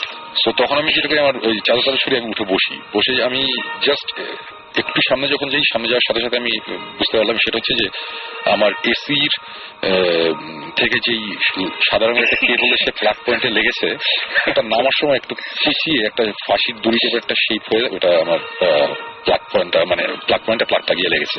এটাই অন্ধকারে ওরকম একটা অবস্থাতে দেখে মনে হচ্ছিল, এবং আমি স্পষ্ট বুঝতে পারছিলাম যে এটা একটা ফাঁসির দড়ি। তো আমি এই কথাটা যে বললাম, এই গল্পটা বলার পিছনে কারণ হচ্ছে যে আমরা এই যে আমি সাকিব জিবরান বা আমরা ভৌতিক টিম বা আমরা এগুলো অনেকদিন ধরে এই সব জায়গায় যাচ্ছি, অনেক ধরনের এক্সপিরিয়েন্স আমরা গ্যাদার করেছি, অনেক কিছু হয়েছে, অনেকবার ভয়ও পেয়েছি। বাট আমি এখানে যে ভয়টা পেয়েছি, এই ভয়টা মানে অমূলক, যেটাকে ভয়ঙ্কর রকম, মানে আমি এরকম ভয় আমি জীবনে পাই নাই। অথচ আমি যে জিনিসটা দেখে ভয় পেয়েছি এটা হচ্ছে জাস্ট এসির পাওয়ার কেবল, আর কিছুই কিন্তু না। একদম এসির পাওয়ার কেবল ওই লাইটের মধ্যে এরকম ভাবে দেখে আমি কিন্তু চিন্তা করেছি এটা ফাঁসির দড়ি। আমি যদি তখন চোখ বন্ধ করে যদি এবার ঘুমিয়ে যেতে পারতাম বা এক করতাম ঘুমানোর, তারপরে যদি উঠে পড়তাম সকালবেলা যখন অনেক আলো রুমের মধ্যে বা এরকম একটা সিচুয়েশন যদি হতো, আমি কিন্তু সারা জীবন বলতাম যে আমি একটা জিনিস দেখেছিলাম, আমাকে একবার মারতে আসছিল, অলমোস্ট আমি মারা গেছিলাম। অ্যাকচুয়ালি কিন্তু এটা না, আসলে এটা আমার এই কথা বলার কারণ হচ্ছে এটাই যে আমরা অনেক সময় অনেক কিছু দেখে অনেকভাবে ভয় পাই, বাট এর মানে এই না যে এর পিছনে কোনো সুপার ন্যাচারাল বা কোনো ব্যাড স্পিরিট অথবা জিন ভূত এগুলোর কোনো ব্যাপার আছে। মোস্ট অফ দ্য কেসেসে কিন্তু এগুলো থাকে না। যেসব জায়গায় থাকে ওইসব জায়গা নিয়ে অ্যাকচুয়ালি আমরা ইনভেস্টিগেট করার চেষ্টা করি, ওইসবের জায়গার গল্প আমরা শুনে এগুলো আমরা এখানে বলার চেষ্টা করি বা এক্সপিরিয়েন্স করলে বলার চেষ্টা করি। এবং যেহেতু এইসব জিনিস ওরকম প্রত্যেক দিন আমাদের 6-7টা এক্সপিরিয়েন্স নাই, সেহেতু অ্যাকচুয়ালি ভূতে থেমে আমরা 2-3টা বেশি গল্প আমরা বলতে পারি না। এই কারণে অ্যাকচুয়ালি ব্রেক নিয়ে কিছু গান দিতে হয়। ওকে, আপনারা এই জন্য কিছু মনে করবেন না। ওকে, থ্যাংক ইউ সুমন ভাই। তবে আমি একটা কথা বলবো, সেটা হচ্ছে শেষ করতে হবে আমাদের। ফিরে আসবো আবার আগামী শুক্রবার ঠিক রাত 11:59। আগে রাসেল, খুব ইম্পর্টেন্ট একটা জিনিস, তুমি সবাইকে একটা ছোট্ট গিফট দিয়েছো, জাস্ট বিকজ আমি লেট এসেছি নিশ্চয়ই আমাকে একটা তোমাকে দিয়ে। হ্যাঁ অবশ্যই দেবো, অবশ্যই ডেফিনেটলি। এবং তার আগে একটা কথা বলতে চাই, সেটা হচ্ছে যে আজকে আমি সাকিব ভাই শিওর সুমন ভাই লাস্টে যেভাবে ভয়টা ভাঙিয়ে দিয়েছেন, আজকে অনেকেই অনেক সাহসী হয়ে অনেক ঘটনার সম্মুখীন হবেন এবং বেশি দূর এগিয়ে যাবে আগে অগ্রসর হবেন। না না না, এটা আসলে মানে কি এটা তো আসলে এটা কর, আমি তো ওটা করতে বলছি না, বাট আমি বললাম আর কি সবকিছু সবসময় না, কিন্তু আজকে কিছু কিছু আমরা এক্সপিরিয়েন্স পাবো আশা করি। মানে অতিরিক্ত সাহসী হয়ে যদি করেন তাহলে আমাদের জন্যই ভালো, কারণ আমাদের এরপরে যে ইমেল গুলো আসবে সেগুলো খুব সমৃদ্ধ ইমেল হবে এবং যে সমস্ত SMS গুলো পাবো সেগুলো খুব সমৃদ্ধ SMS হবে। এবং আপনারা আসলে চাই এরকম সাহসী হয়ে উঠুন এবং বেশি বেশি সাহস সঞ্চয় করে ভাবুন যে সবকিছুই মিথ্যা, এভাবে আরো অনেক বড় ঘটনার সম্মুখীন হন এবং ভূত FM আমাদের শেয়ার করেন যাতে আমরা আরো বেশি রকমের আপনাদের কাছে ইনফর্ম হতে পারি। অলরাইট, আমরা শেষ করছি কারণ ঘড়িতে অলমোস্ট সময় 2:01 ঘুমাতে হবে আপনাদের সবার এবং সুস্থ থাকতে হবে। সবার আগে ভূত FM শোনার জন্য প্রথম শর্ত হচ্ছে সুস্থ থাকতে হবে। আর শুরু হয়ে গেছে আমি জাস্ট লাস্টে দুটো কথা বলি, সেটা হচ্ছে আমি দুজনের কথা বলি। একটা হচ্ছে মুইজ আহমেদ আর একটা সাজিদ হাসান সিফা। ওদের পরীক্ষা, তারপরে তারা ভূত FM আজকে শুনেছে most probably, thanks for that. কিন্তু আমার কথা হচ্ছে পরীক্ষা খারাপ হলে আমাদের কোনো দোষ নাই এবং পরীক্ষাটা কিন্তু ভূতে দিবে না, পরীক্ষাটা ভূতে দিয়ে দিবে না এবং ভূতের ভাবে যদি ভালো করে ফেলে তাহলে তো খুব ভালো, তাহলে আমাদের ক্রেডিট। তো সেই ভূতের ব্যাপারগুলো ঘটুক ইনশাল্লাহ, সেরকম ঘটবে। 2:01 সবার ঘুমাতে হবে। আর সবচেয়ে বড় শর্ত যেটা, সেটা হচ্ছে যে ভূত FM শোনার জন্য সুস্থ থাকতে হবে। ভূত FM শোনার জন্য যে বাড়ি থেকে অনুমতি পাওয়ার জন্য, ভূত FM শোনার জন্য আগে থেকে পড়াশোনা সবকিছু গুছিয়ে রাখতে হবে। তো শেষ করছি ঘুমের গাড়ি দিয়ে। ঘুমের গাড়িতে চড়ে আপনারা সবাই ঘুমিয়ে যান, তবে সেই ঘুম ঘুমাবেন না। টাটা।